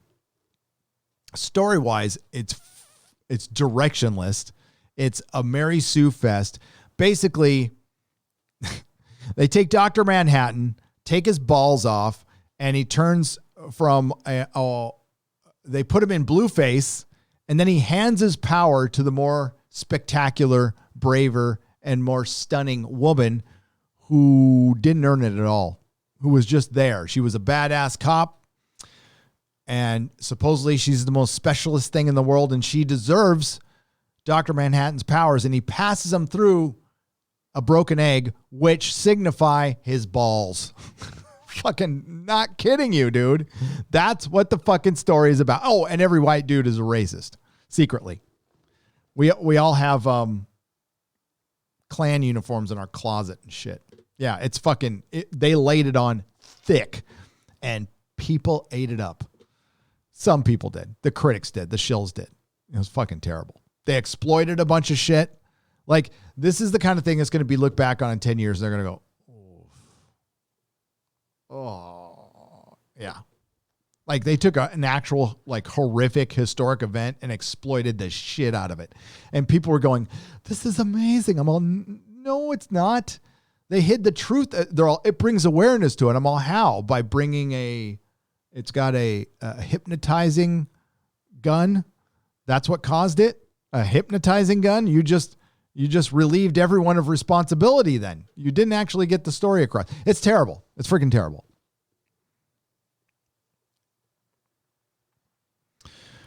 So the opening scene in Watchmen, they have the Tulsa massacre, right? Which was supposedly caused by one of Moloch's hypno guns. And it was the police, but it caused everybody to fight. Now, if you want to go look up the real reason why that happened, it was horrible, by the way. It was fucking horrible. And people should know about it, so we don't repeat that, of course. But then they dramatized it. And then there's one scene where a World War I vet is trying to protect his kid. So the World War I vet who just got back from World War I hands his gun to his wife and grabs the baby. And I just laughed. I believe, I don't know if, I hope his stuff is still up. Word of Wolf did a review of episode 1. Watch it. Watch his review. It's absolutely everything I wanted to say about that. It's fucking great review. I don't know if he's gone forever off YouTube. I hope not, but if he is, he did great work. He's a good guy. Thank you, Thomas Ballou, for the $1.49 phallic unicorn. Yeah. So a Watchmen won a bunch of awards. What a shock. I'm sure it was for the quality storytelling of Dr. Manhattan giving his balls away. Literally. Almost literally. I mean, passing it through an egg that they crack. Hail, Gary. Anna discovered that the male French producer of Cuties made another movie that had a very similar plot, sans the, well, yeah. Sebastian, thank you for the $20. I'll finish this. Had a very similar plot, sans the women and of color producing. Okay, I'll just say twerking. Sans the twerking, and a woman of color co-produced the movie. Didn't get an award. Cuties did. Yeah. I mentioned it in my live stream previous, Sebastian, a while back, that Cuties was based on a short film by the same director with a younger girl. Same producer, same director. They just fleshed it out with an older girl, added some of the twerking, and that's what they got. That's what you got. Larry, welcome to the Jaloja level. But thank you for the $20. I wonder how George Carlin would feel about Bill and Ted 3. He would probably be bored by it. I thought it was okay. Some people hated it. I thought it was okay.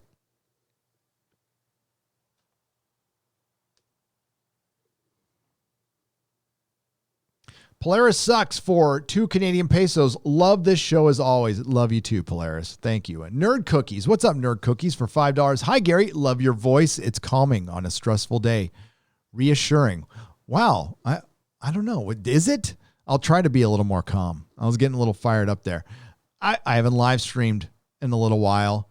A couple of things pissed me off today. I don't know if I can talk about one of them. I might. I'm not supposed to, but I guess one of the things I'm guilty of is talking too much. Rich Suddy for £5. Hail, loving the wall. Great you mentioned Michael Hogan. Mentioned it to Doomcock yesterday and saw yours and his tweets. Yes, and I will mention it again on Friday Night Tights. Michael Hogan is, of course, Colonel Ty from Battlestar Galactica. He got into an accident. Half of his body is paralyzed. There is a GoFundMe. I linked it earlier. I'm sure one of my Nerdrotics will link the GoFundMe. It's going to be a tough fight for him, but the great Colonel Ty from Battlestar Galactica needs our help. So I called on the Fandom Menace, and the Fandom Menace helped, of course. Randy G, welcome to the Proto-Molecule level. Tavok, hail Gary, and cheers to Michael Hogan. Hail for Michael Hogan, so say we all, says John Oakletree. And by the way, half of all the proceeds of this show are going to go to Michael Hogan. So keep an eye on Twitter. AJ Borker for $10. For Michael, hail everyone. Thank you very much. Butterbiscuit 92 for $10. Gary, been loving the Inquisition. Never really tuned into it, but I will start trying now. Thanks for opening my eyes to this nonsense. Thank you for all you do. How did you make out with no power? Oh, yeah, they canceled it. So I was going to have my power out for 12 hours last Sunday. Had to do the Inquisition early. Went and got my dry ice, cleaned out my fridge, got all ready to go, booked a hotel room, and then they canceled it. What you going to do? At least I got my fridge cleared out.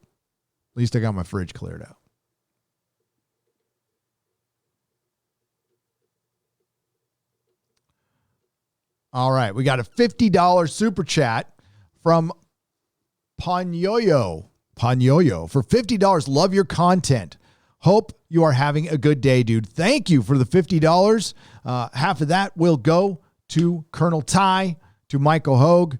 I make all of it, but like seriously, right now, the wife just lost her business, so sorry, but I'm having a good day. I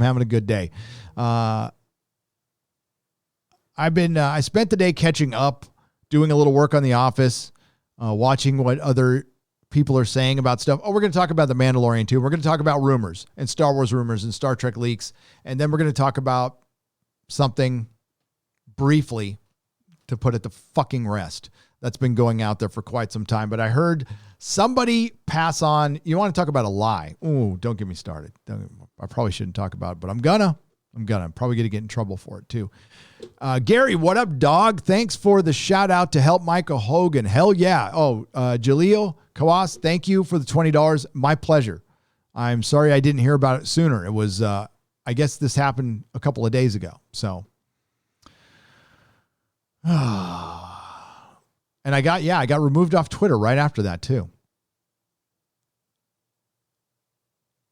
Okay, peppermint oil capsule for £2 says, sorry to be weird, but I need to know where Robin is. Robin on the wall? Here, I'll show you real quick. It's got to be lit up. It's out of focus, but he is, okay. Do you see where number 24 is hanging on the shelf? Here. We're going to go right. Robin is around here somewhere. There he is. There's Robin right there. Right where my finger is. So you feel better? I tried to put it right where he was before in the other room, but, you know, forgive me for not being perfect. No, I'm just kidding. Larry, welcome to Geloja. Hail, brother. Okay. Star Wars rumors. And you guys can, like, you know, ask whatever questions you want if I can get them. And what's up, Oberon? How's it going? Hail to you. Hail to you. I just saw your hello now. I know it was from like an hour ago, but all right. So if you guys have questions, hit Nerdrotic. I'll try to get to them. Of course, there's the super chats when it comes. And if you still want to talk about other stuff, but here, okay. So Star Wars rumors, there's been a lot of Star Wars rumors over the last couple of years. We've got reporting from Midnight's Edge. We got rumors from Doomcock. We've got Grace Randolph. There's a bunch of other channels there that I do not subscribe to. I'm not a fan of the other Star Wars channels that are outside the Phantom Menace. You listen, I don't care about Star Wars that much anymore. So I'm not going to sit around theorize about it. I care less. Right now, the entirety of my Star Wars fandom is Gina Carano. God damn. Oh, sorry. I got a bad shoulder. I haven't talked about that much. Oh, shit. I got a bad shoulder that I need fixed. And I just reached too far. Holy shit. Woo. So yes, this is the entirety of my fandom. And now my right arm's not going to work for the rest of the show. Shit. I'm not supposed to extend it at all. And yeah, it's a long story. I don't want to bitch about my health. There's nothing more boring in the world. I'll be fine. But I got my small one. This is all I give a shit about. And by the way, Gina responded to one of my tweets yesterday, and that kind of made my fucking day. That was awesome. Now, listen, I'm not going to simp like Drunk 3PO. Drunk 3PO got a little jealous, but, you know, I don't expect to, you know, I'm a happily married man. I like Gina for her attitude, her fucking attitude. So I praise her for that. And I am a fan forever. But that's my Star Wars fan. That's as far as it goes. I can give a shit. But I'm interested in rumors. I'm always interested in rumors because we talked about them as fans all the fucking time, right? I don't know how many times I got to repeat this, but we've all been to comic shops. We've all hung out with our friends. Nerds talk about nerd shit. And, you know, back in the day, we didn't have TV series to talk about. So we were always talking about rumors that we read in a magazine or, you know, read on a forum, and they could have been the craziest shit. We used to talk about them all the time in a comic shop, and it's absolutely fucking harmless. It's harmless. That's why the studios don't respond to them a lot, because if they respond to one, they would have to respond to all of them, and it would also lend it some legitimacy. Are there people out there making shit up? Of course there is. Of course there is. Why are they making it up? Well, my guess is to get attention. Good and bad to get attention. Well, we know there is. We know there's one YouTuber who was making shit up to try to lure us to talk about it. But if you make shit up and post it on 4chan and then somebody talks about it, like what exactly did you achieve other than pranking somebody? Maybe you got a good laugh out of it. Okay, that's cool. How does that make your thing better? And why did you spend so much time doing that? Why don't you, especially if you're a YouTuber, why don't you just concentrate? So you spend a bunch of time trying to make another YouTuber look bad instead of maybe spending that much time on your channel to make it better, because it didn't help your channel and it didn't hurt the other channel. So I don't know what you accomplished there, but keep it up, buddy. Go on. Now, I don't really talk about rumors unless I speak to a person. and then I'll talk about them. But I'll talk about other people's all day long. I don't give a shit. Now, there's the rumor police out there that just think that, it's really bad for other YouTubers if YouTube channels talk about rumors. How is it bad exactly? I've never heard that. I don't know how it affects these other channels. If you don't bring up their rumors, I don't see how it affects you. If somebody comes in and asks you a question, what did you think of Doomcock's rumor? Tell them what you think. But when somebody asks me about Doomcock's rumors, and I'll either say that sounds believable or that doesn't sound believable, I leave it there. But these channels have really been hot on Doomcock's case lately because he got a lot of traction from his rumors. Now they've gone as far as to call him a liar and all that shit. And listen, you can attack the rumors. That's fine. And listen, Doomcock can defend himself. He can defend himself. But calling him a liar, I know people are reaching out to him. Now, he's just passing it on. That's his choice. I get brought stuff too, and I don't pass it on. That's my choice. It's simple as that. He does what he wants for his channel, and that's it. But to continually harp on him and call him a liar and then go as far as trying to falsely compare him to somebody, that's where I draw the fucking line. So a lot of people probably don't even know this because we didn't want to bring attention to it. But I heard something today, so I just want to definitively shut this down. Now, nobody believes it except for the people who want to believe it or whatever, but it's about Doomcock, and there have been a couple of trolls, or I wouldn't call them trolls, just bottom-feeding YouTube channels wanting to compare him with some dude on BitChute, right? So this dude on BitChute is a racist. He is straight up, WS. Now I don't know if it's an act or not. I went and it took me a while to find it, but I found it to go look. And I talk to Doomcock a lot. After a show, we'll talk for like an hour. We'll talk for a half hour. He just wanted to let it blow over, and it was going to blow over. It is. It's completely debunked, by the way. But I heard somebody say something today because it was emailed to me. Now, I don't follow any of these channels, but people email me.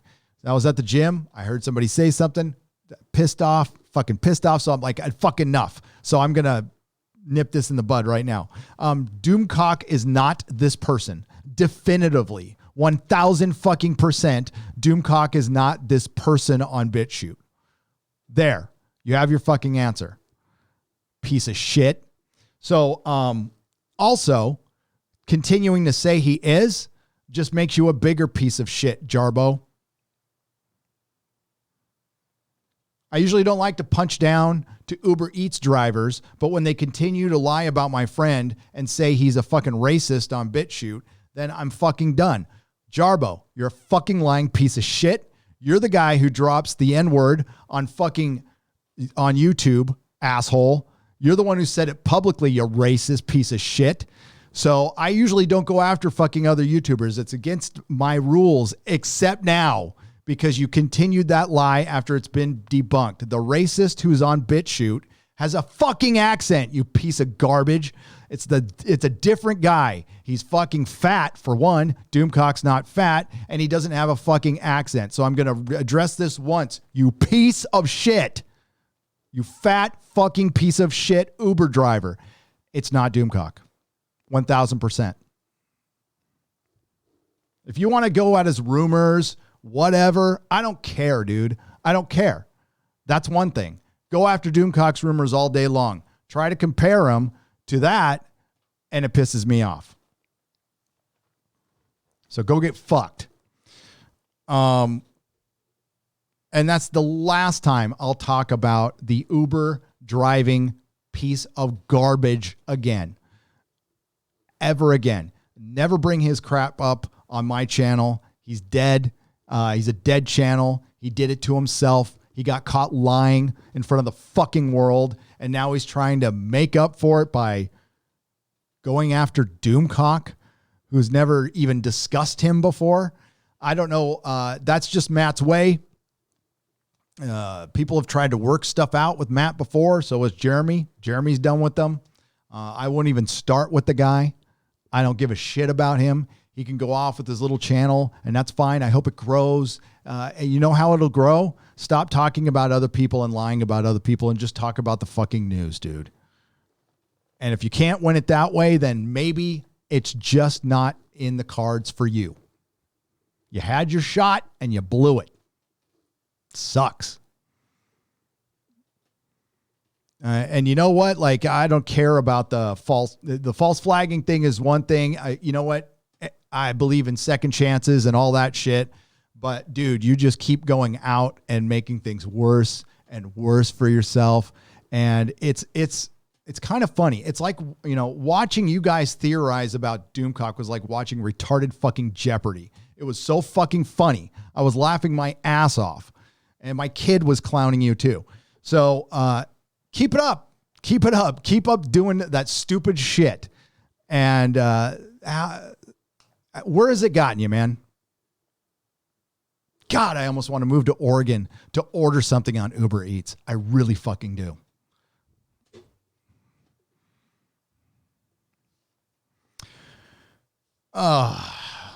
Thanks for listening to that. That fucking pissed me off today. I had enough. I've been quiet about it for weeks, and motherfucker, you know,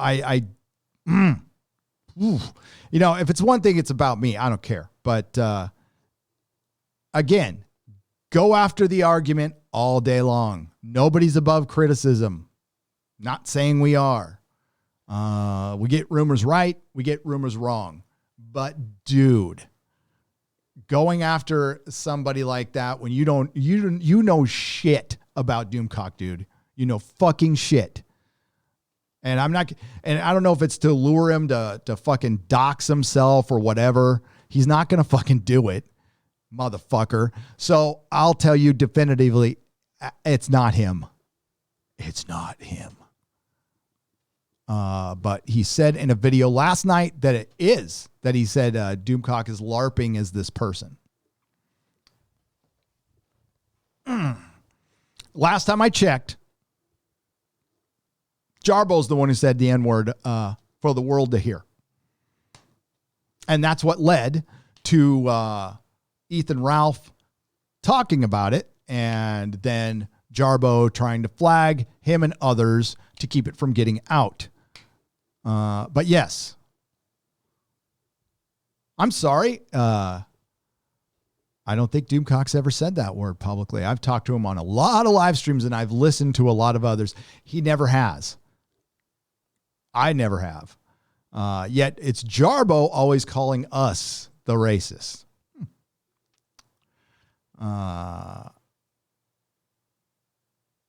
Oh, Keaton Smith. So that's enough. Sorry. Went off enough. I was fucking mad. Thank you for listening to me. I appreciate you.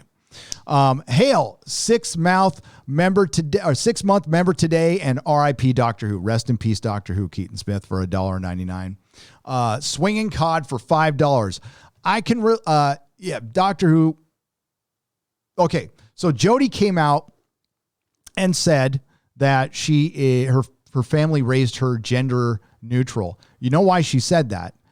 Why would an actress just come out and fucking pull that out of her ass? Like, oh, by the way, hello, my name's Jodie Whittaker. I'm the first female doctor played by Jodie Whittaker, who we will lovingly call Dr. Karen. And by the way, my family raised me gender neutral. Well, she needed another victim culture badge. She needed another virtue signal badge because being a woman, which is supposedly a protected class now.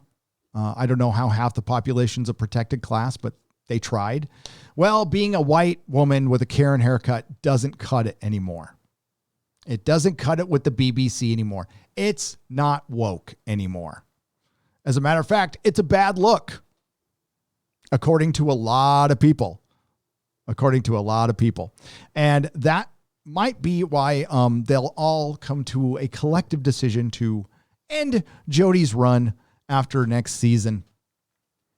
It'll probably be for family or something like that. But oh, by the way, hairstyle is changing too for season 3. I have no information on that whatsoever, other than she's got a Karen haircut, and believe me, they're going to lose that shit. But yeah, she came out with that because she needed a little, because right now she's still the white woman leading around the people of color. Swinging cod for $5. I can relate as a Bullets and Redskins fan. First year without football, but the 2 decades without NBA has been busy. Yeah, honestly, Bullets, I have no problem with that name. I'll be honest with you, Redskins, I can't believe it lasted this long, to be honest with you. Listen, if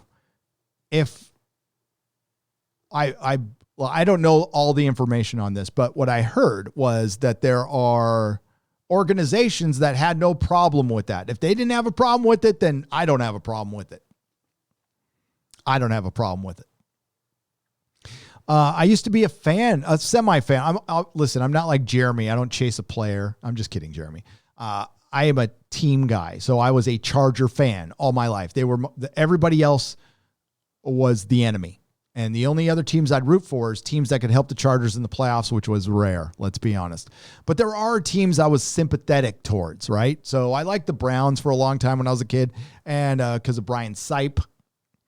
And I liked the Redskins because of Doug Williams, and I watched his Super Bowl in San Diego. I watched that fucking game. It was awesome. So I kind of like the Redskins. I did. But now I don't like any of it. And I don't miss any of it. My Sundays are free. They're not miserable because I'm rooting for some shitty team, right? So Scottish Nerd for £2. The music, it's in the frackin' ship. Great actor. That's right. That Scottish Nerd was Michael Hogan. It's Colonel Ty. The music, it's in the frackin' ship. He was so good as Colonel Ty. Nicholas Horton for £5. Netflix keeps stuff like Cuties, but cancels shows like Dark Crystal. It's wrong. Well, Nicholas, that's a good point. So Cuties, they paid for. Well, they paid a little bit for Dark Crystal too. And they're going to die on that hill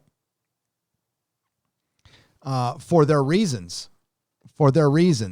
But I want to talk about Dark Crystal and its canceling and why it got canceled. It got canceled because the binge model doesn't work. It doesn't work. It won't work. Netflix will have to change it or suffer the consequences, because either that or you're just not going to get that much genre anymore. It's what I was talking about earlier. The CW used it all up. Genre is expensive television, and you can't get away with the CW and expect it to succeed. So everybody who's against the weekly model for shows, I'll say this. Then I hope you get used to your show being canceled after 1, 2, at the very most 3 seasons. If The Boys wasn't weekly, it would be 3 seasons. That's it. It'd be canceled. Too expensive. It gets forgotten. Here, let's do the math. Today's September 23rd, right? Okay. So Umbrella Academy season 2 was released on Friday, August 31st. So that would have been episode 1, 2, 3, 4, 5, 6, 7, 8, 9. The final episode of Umbrella Academy season 2 would have aired this Friday. Do you even remember the show? No, you don't. You don't. It's out of everybody's mind. It is gone. It is history. It is dust in the wind because they dropped it all at once. They can't afford this shit. You can always binge later. There's no way shows will become a hit unless they are released weekly. Yes, of course, there'll be an anomaly. There'll be a Cobra Kai. There'll be a Boys. There'll be a Stranger Things. But I would argue those shows would be bigger if they were weekly. Much bigger. Stranger Things will be done after the season, by the way. Done. When it could have lasted 7 or 8 years with those kids. But you don't feel like you spend enough time with them. You burn through your episodes in a couple of days and it becomes a memory. And weekly television is required for it to be a water cooler show. If you don't want any more water cooler shows and you just want 2 or 3 seasons, that's cool. That's fine. But I'm right on this one. I'm not budging on those. I'm absolutely right, because you can always binge later. And as far as cuties, well, I got rid of my Netflix. And anything I see off of Netflix is, I just find a different way. Grand Wazoo 42. You are a good guy, Gary. Something for the Colonel. Thank you for the 20 pounds. Well, I'm not perfect. I broke one of my biggest rules today, but it's because I'm fucking mad. Because I'm mad. I'm tired. You know what? And again, it was squashed. It was absolutely squashed because it's disproven. It was never true. And they were just probably trolling, But until I heard that one thing today, I was going to let it go. But then I heard it, and that was enough. I cussed in the gym when I heard it. Scared the poor lady who was 3 machines down from me. Gary, I love you, and I don't care if Jeremy knows. Covenant for $1.99. It's okay. It can be between you and the 4,700 people watching right now. By the way, thank you. Thank you for hitting that like button. We're at 2,100 likes. Thank you for subscribing. Welcome to all the new subscribers. I welcome you all. If you are new to the channel, I talk about the good, the bad, and the ugly of pop culture. Quite frankly, it's been a lot of ugly, but I do reviews once in a while. I've got a couple in the works, and I was inspired after the Watchmen win to, right after I'm done with Picard, I'm going to do the same thing to Watchmen. I'm going to go in, dig deep, and do a full-on Watchmen Season 1 review. We're going to go over every fucking cringe moment I can find, and there is a lot. There is a lot. It is unbelievably woke. It is the most woke show ever made. Period. It is made purely to virtue signal and win awards. And it was done in such a way. It was almost funny. It was almost funny how woke it is. It ain't nothing but a woke. But the woke was on them. They won awards, but they didn't get a season 2. Also, going after Hollywood. People are mad. People are mad. Every time I do a video like that, man, I get comments, I get emails, I can't believe the response I get. I don't know if Hollywood actually realizes how mad people are at them. They tend to ignore it, or a lot of them have assistants looking at their Twitter, and it's not all Twitter. I mean, fuck Twitter. They probably spend too much time on Twitter and they get all that praise and they don't realize that the rest of the world is fucking pissed. That's probably the reason. Hail chat, Phantom Menace is at 50% full download. Arthur Swanson for $2. There you go. Hail the Phantom Menace, by the way. Thank you for helping out Colonel Ty. Zaterin Lerais, welcome to the Jaloja level. JB for $2. Sup, dude. That's a SoCal talk right there. Sup, dude. Sassy Marie for $1.49. Thank you for the phallic unicorn. Overkill 161. Thank you for the piece of poop for 99 cents. Hang on a second. I'm getting a message.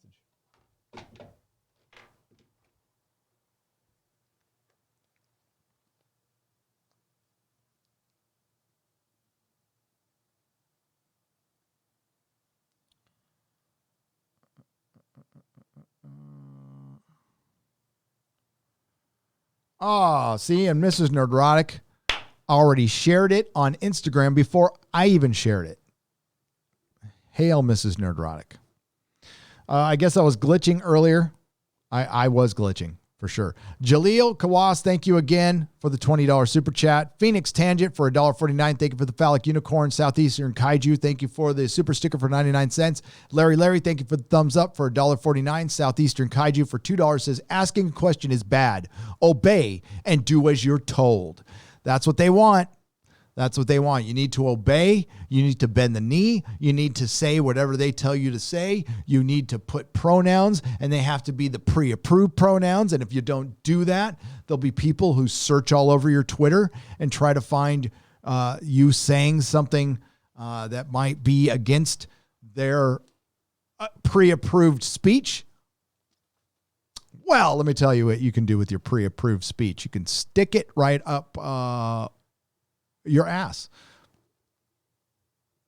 And listen, I'm not being specific to a gender. It's that you can stick it up the ass of either gender, men or women. Shade of the evening for $5. Sending love from Al, all of us. I do Game of Thrones, other books on my channel, small channel. Wonder if I should have a restriction on Marvel being going down.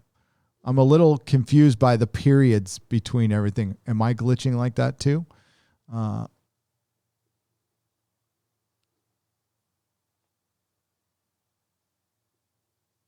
But I don't know what you're asking there, Shade of the Evening.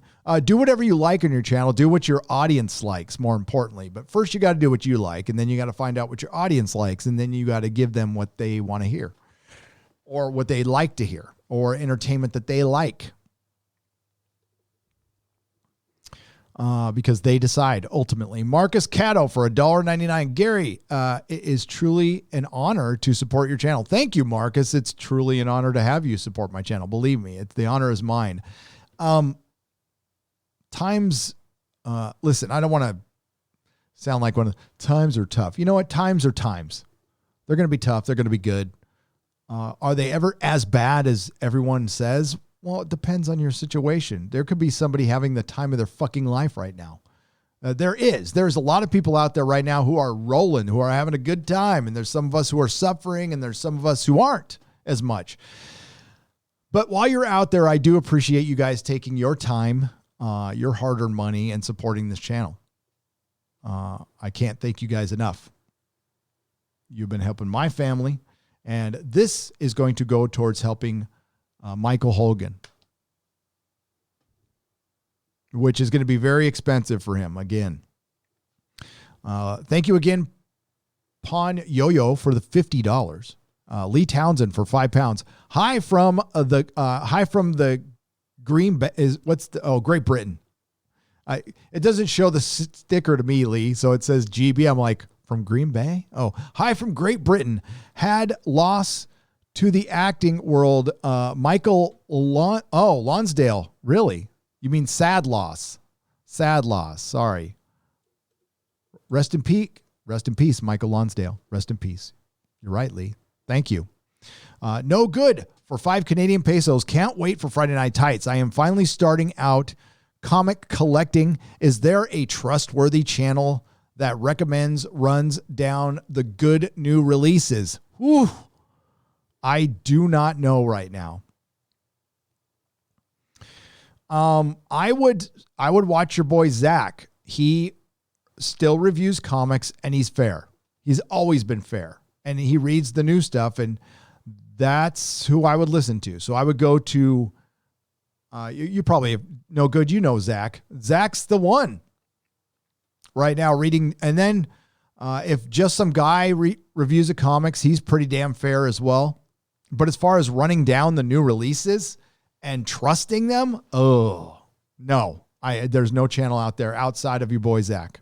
Now, if there's somebody you guys think I should know about, let me know. Let me know, and I'll go check it out.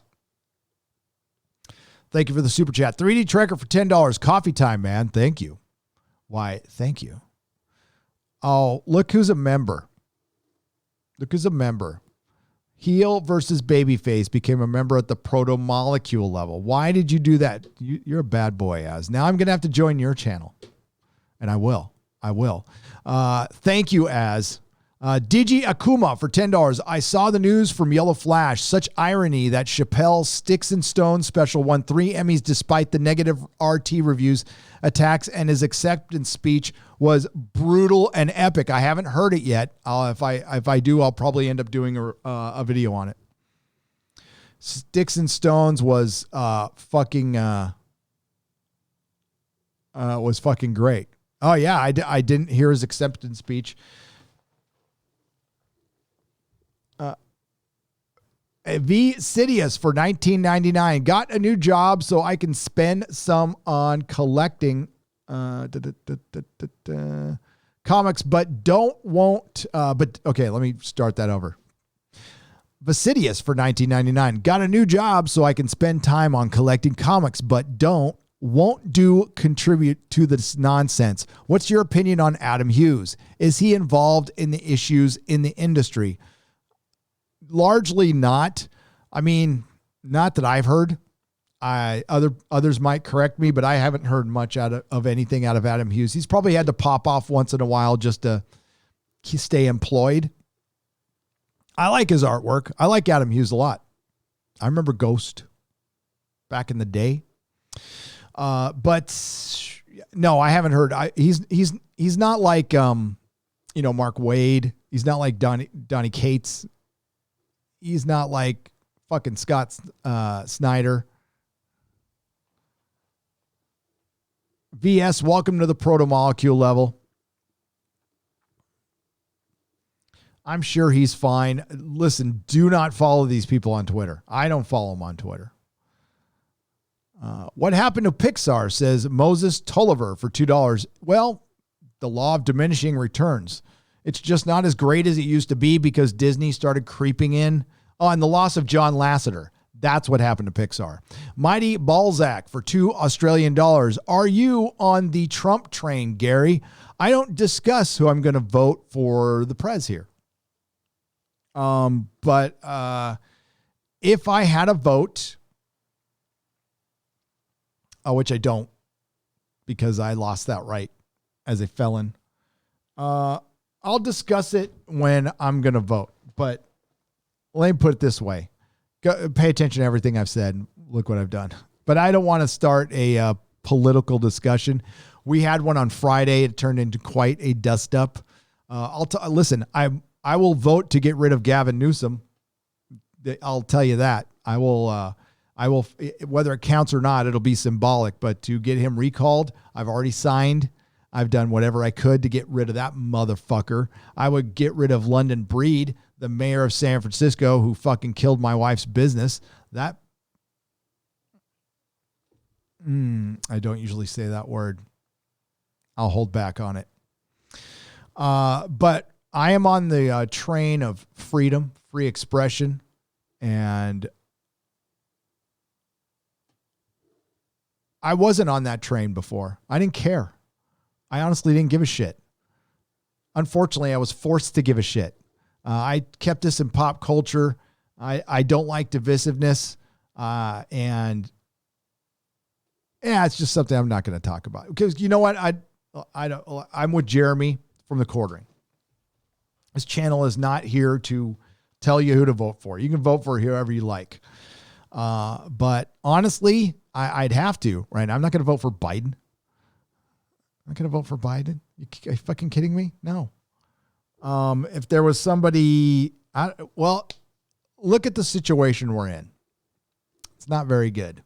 But there was a tweet I think sums it up. It was by Josh Gad. I'll just tell you what it said. It said, do you want more of 2020? I'm paraphrasing what the tweet says, but he said, do you want more of 2020? And I'm like, no, actually I don't. I don't think that tweet came off like he wanted it to. It's actually, no, I don't. Prior to 2020, there was a lot of shit I didn't care about, didn't waste my time thinking about because it had no power over my life. Razorfist was talking about this. Presidential elections have very little power over your life. It rarely affects your life. It's the mayor of your town can affect your life. Your county supervisor can affect your life. Your city supervisors can affect your life. Just ask the people of Seattle and Portland and Minneapolis and Kenosha right now. Those motherfuckers affect people's lives. Orange Man hasn't affected my life at all. And most people's lives, other than we had a really good economy.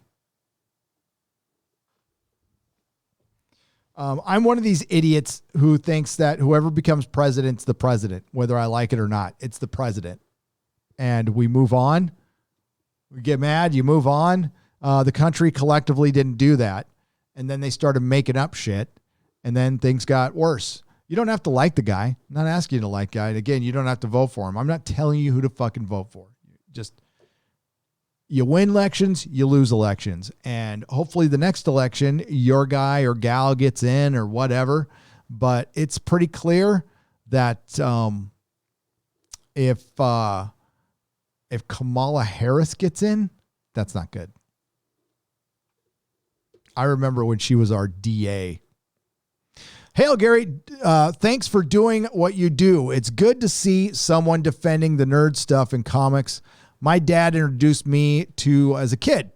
It gives me hope that hero stories are intended will come back. Hero stories as intended will come back. Well, they will if you bring them back. Sorry. It says it gives me hope that hero stories as intended will come back. I don't know if they're going to come back in the mainstream. I don't know. But you can bring them back. The independents will bring them back.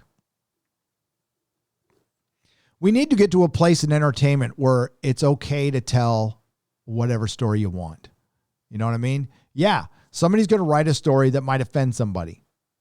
J.K. Rowling wrote a story where a murderer dresses up as a woman. She might have offended 10 people in the world, and she can't write that story.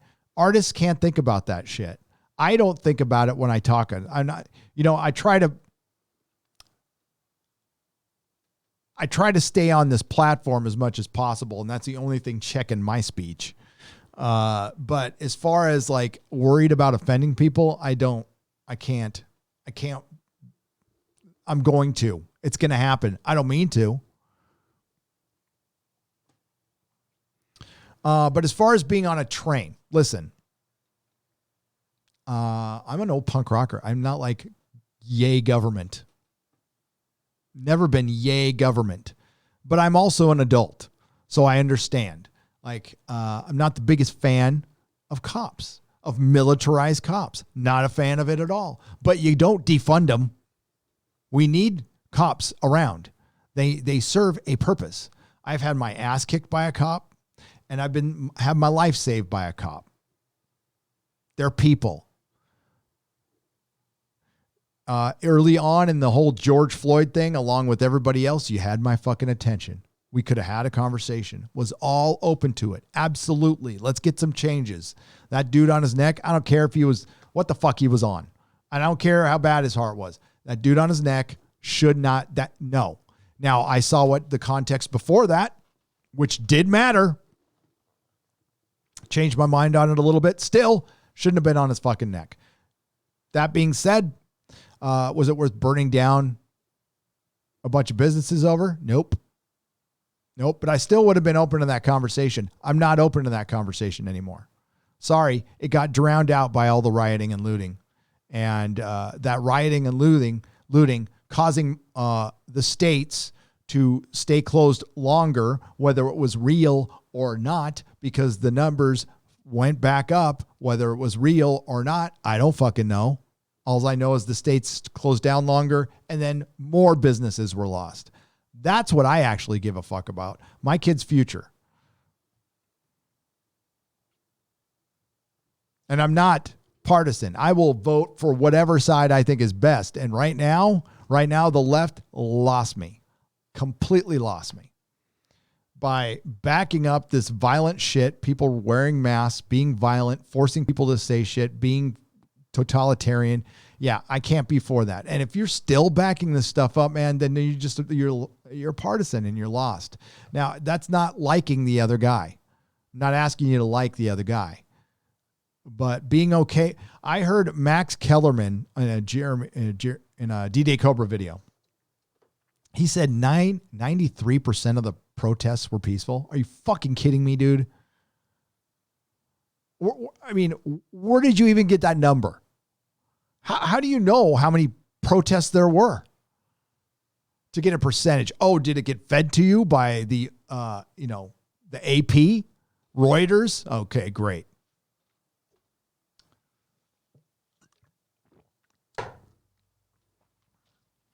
All I know is the rioting and looting made a lot of fans out of, brought a lot of voters over to Trump. They did. People you would not believe who would be voting for Trump are voting for Trump now.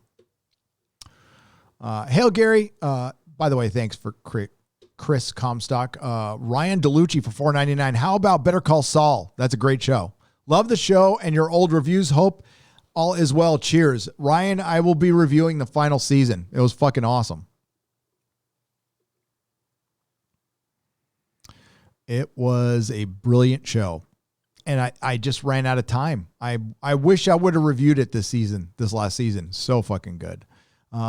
Mellis Williams for $4.99. I went to see Tenet and I didn't get sick. Good. See? There's another one. You're not going to die if you take precautions. You know what's irresponsible? Rioting and looting. Hail Gary from Bulgaria. Watched Tenet a month ago. Loved Elizabeth Debicki and her arc. Great female character without any ideology, in my opinion. Brilliant.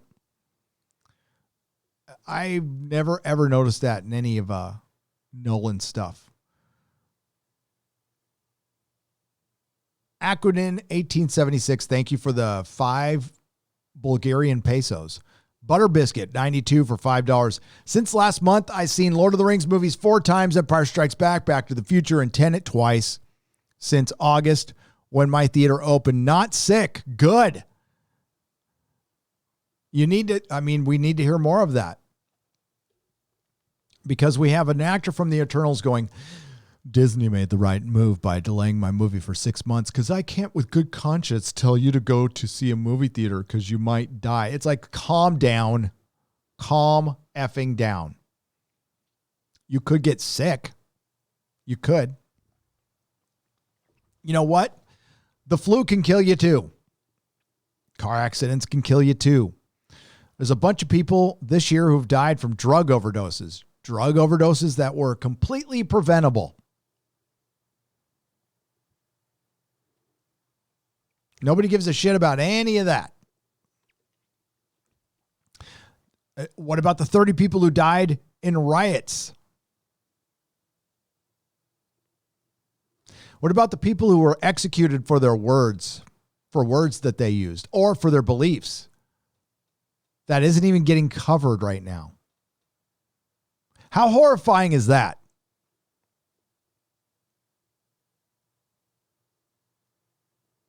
That mom who died.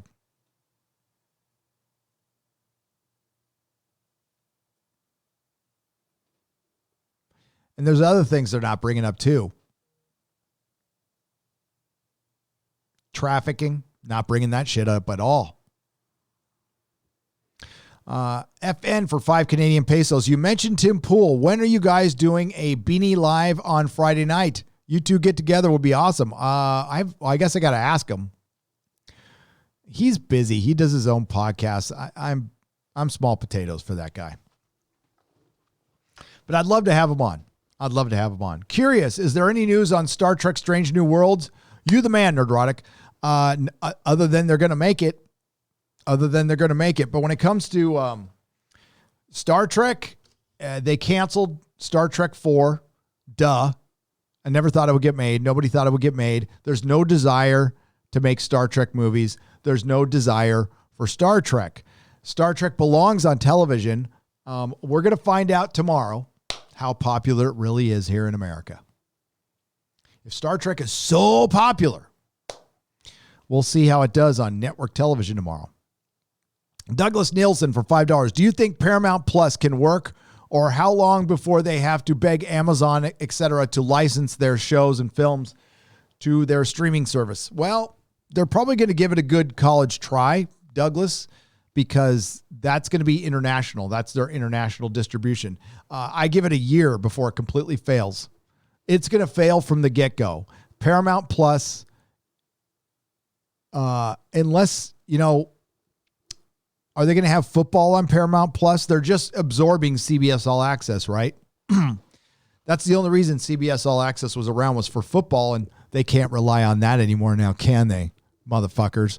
So I give it a year. The Peacock's failing already. Now, these streaming services are going to fail from the get-go. They're only as valuable as their catalog, and Paramount's catalog ain't that sexy. It's just not. Disney's got one of the better catalogs, and Warner Brothers, I think, is even better. And right now, I think, what is it? HBO Max has like 4 million subscribers, maybe 5. That's bad. That's bad. Disney's got a lot. So we'll see. Douglas, I give it a year. I'm old and haven't ever voted. In defense, I've lived 15 years overseas and out of the loop. Only been back for 11 months. Guess who registered yesterday? Good, CJ, for $4.99.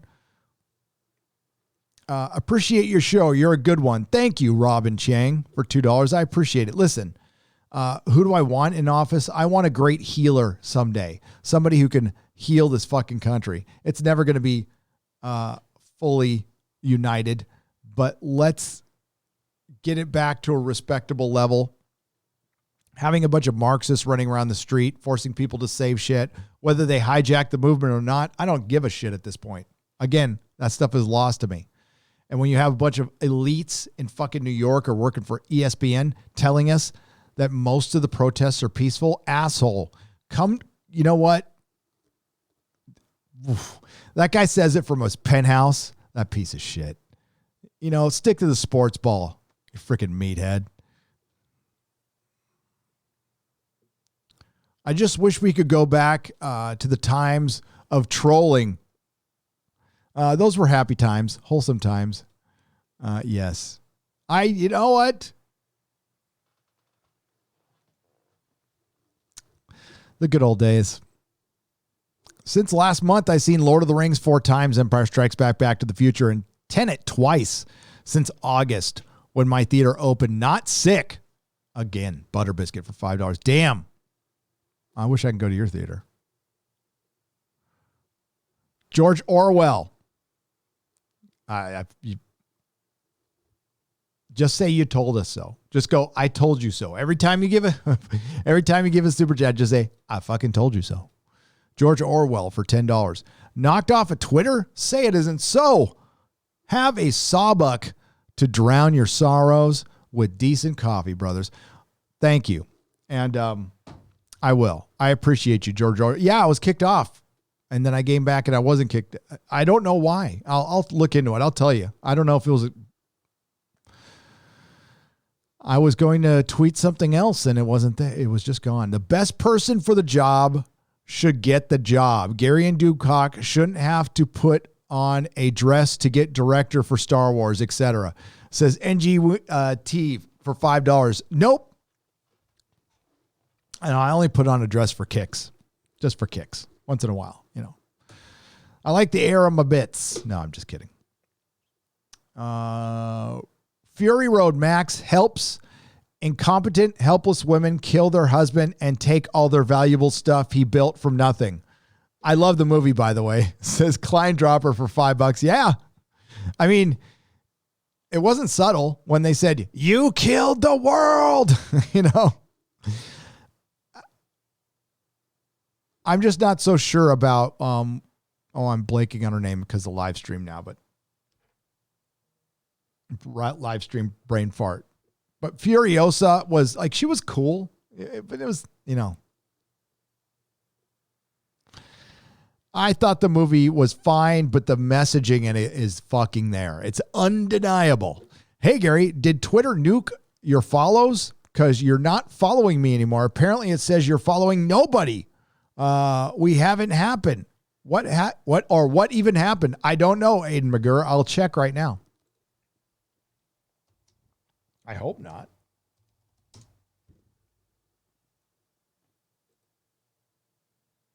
Oh, it did. What the fuck? It nuked all my follows.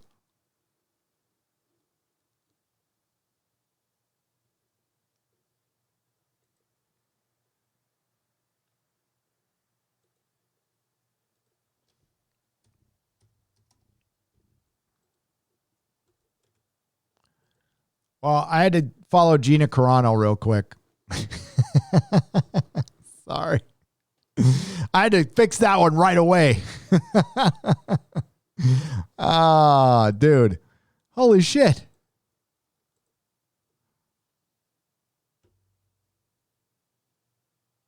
Hang on.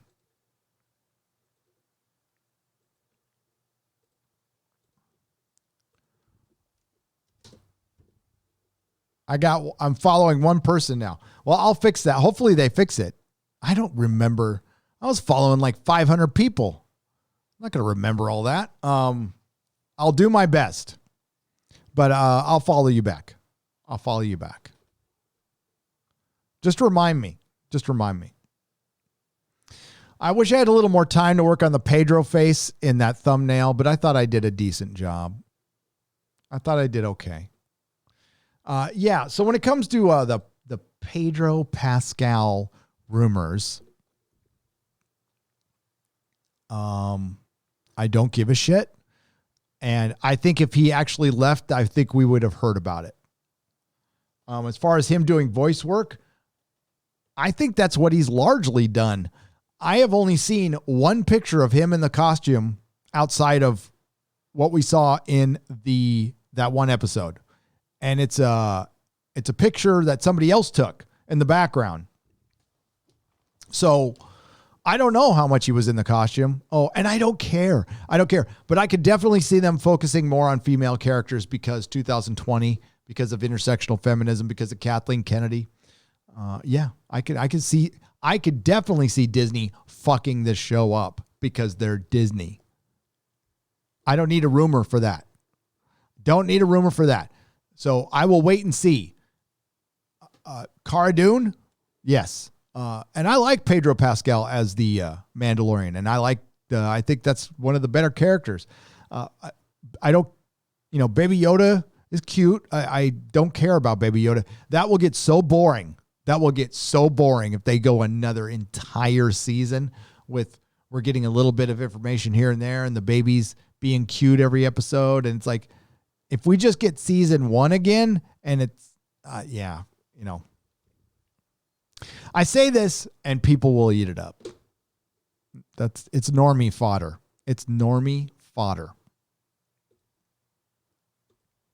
Where was I?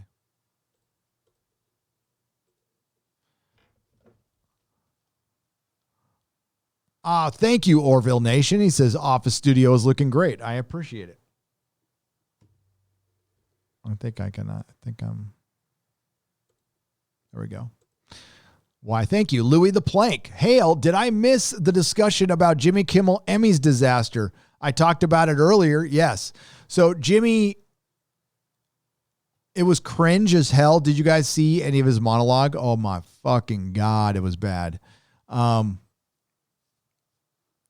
watched the majority of the show, not like every second, because some of it was fucking bad. Some of it, but it was on the nose. It was political. There was nothing, like there's the Zendaya shit, but I mean, supposedly it's an upset. Every fucking award was passed out as a virtue signal, in my opinion, in some way, shape, or form. There was something political behind it. It had nothing to do with the quality of shows. Winning this award is meaningless, and nobody gives a shit about. But and the article I read in my video said it all. It's just for people in show business now, and those are the only people watching or giving a shit. Like poor Robert Meyer Burnett, like still thinks an Emmy, like people care about that shit. Like you could put this show won 19 Emmys. You know what? I went to Target and Walmart yesterday looking for a table, and one thing I noticed was their Blu-ray rack was fucking filled with Watchmen. Nobody was buying it on sale because it fucking sucks. So it can say all the fucking Emmys on it it wants, and it was packed. I'll take pictures next time I go by. They can't give that shit away. Nobody's buying Watchmen to watch it on Blu-ray. Are you fucking kidding me? What a joke.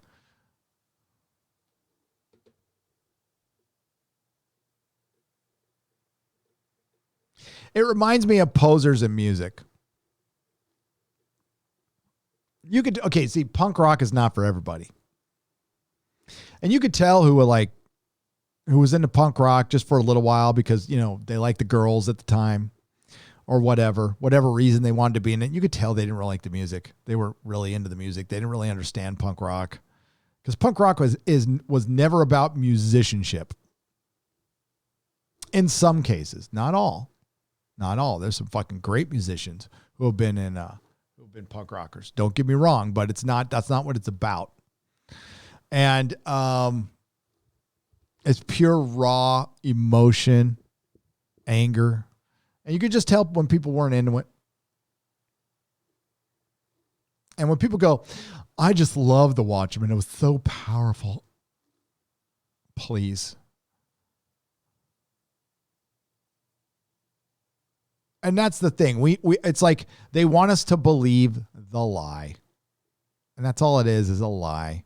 I don't give a shit what your politics are. Watchmen is giant confirmation bias for a lot of your politics. So that's probably why you're liking it and giving it a little extra shot and looking past the giant plot holes. Tell me, what happened to Lube Boy? There's a superhero who was following Regina King's character. And he was in a latex silver suit like the Silver Surfer with green eyes. And we call him a lube boy because he ran away from her and sprayed himself with lube and went down a drain. And we never saw the character again. And there's a bunch of shit like that. It's Star Trek Discovery dumb and bad, where they forget characters, they forget plot lines.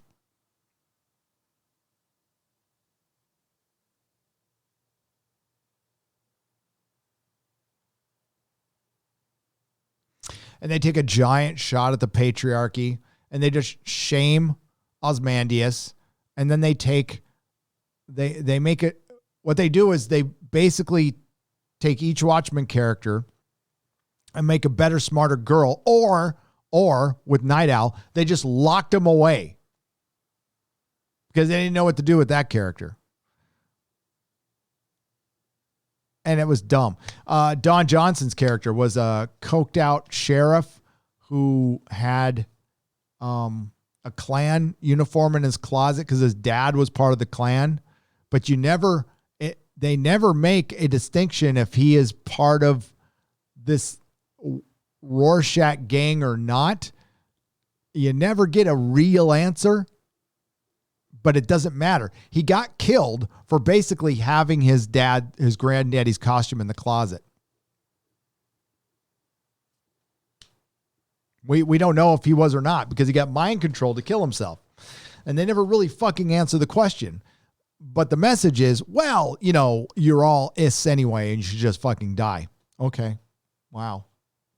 And that's the one thing Jar Jar Abrams and his disciples are very good at is manipulating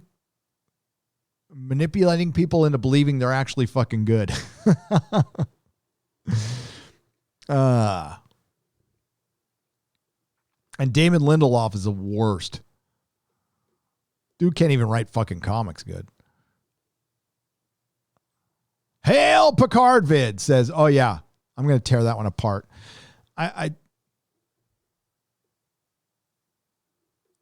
I get inspired by the Dreckies. I love your channel. Thanks, says the Spectre in the Air. Thank you. I appreciate it. And thank you, Sergeant Politeness, for the $2. Aiden McGurr for $5. I will follow you, Aiden. Louis the Plank. You didn't miss me talking about it. It's earlier on. And I'm not done talking about it. I'm working on something bigger with the Hollywood. I'm trying to get more numbers on it. See more evidence of its fall.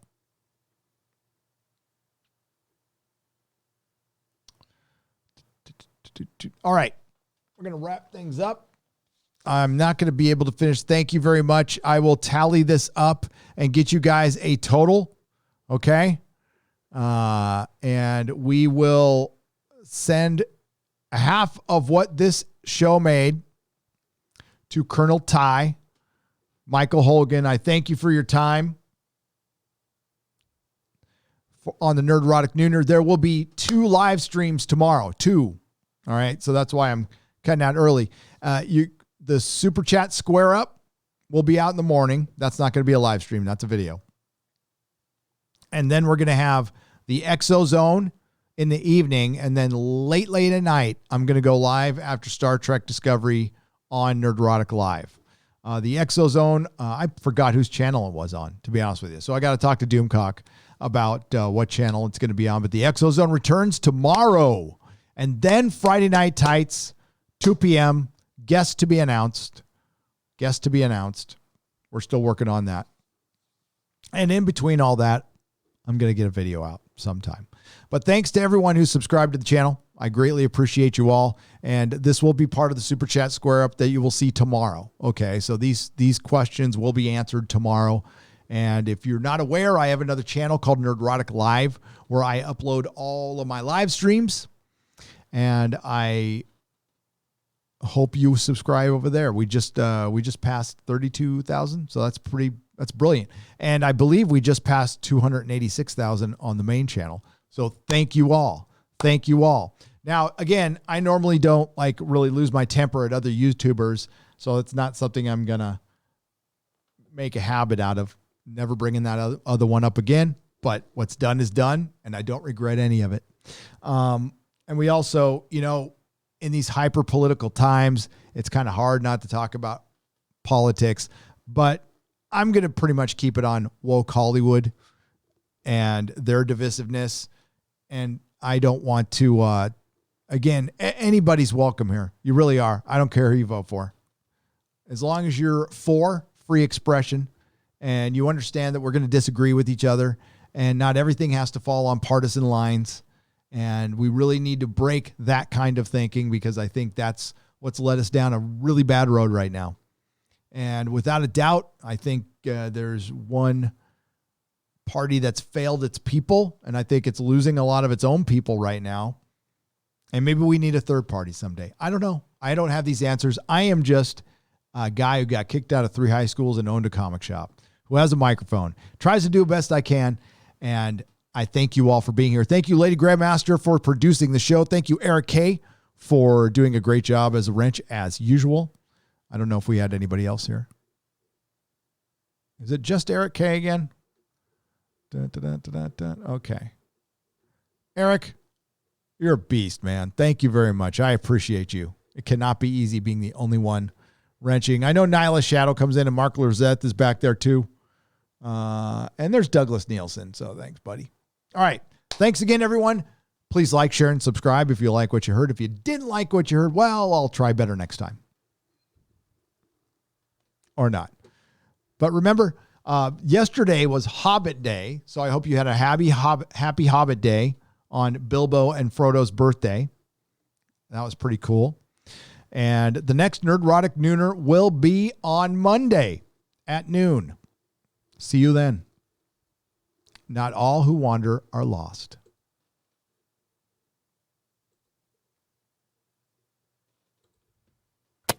Nerdrotic.com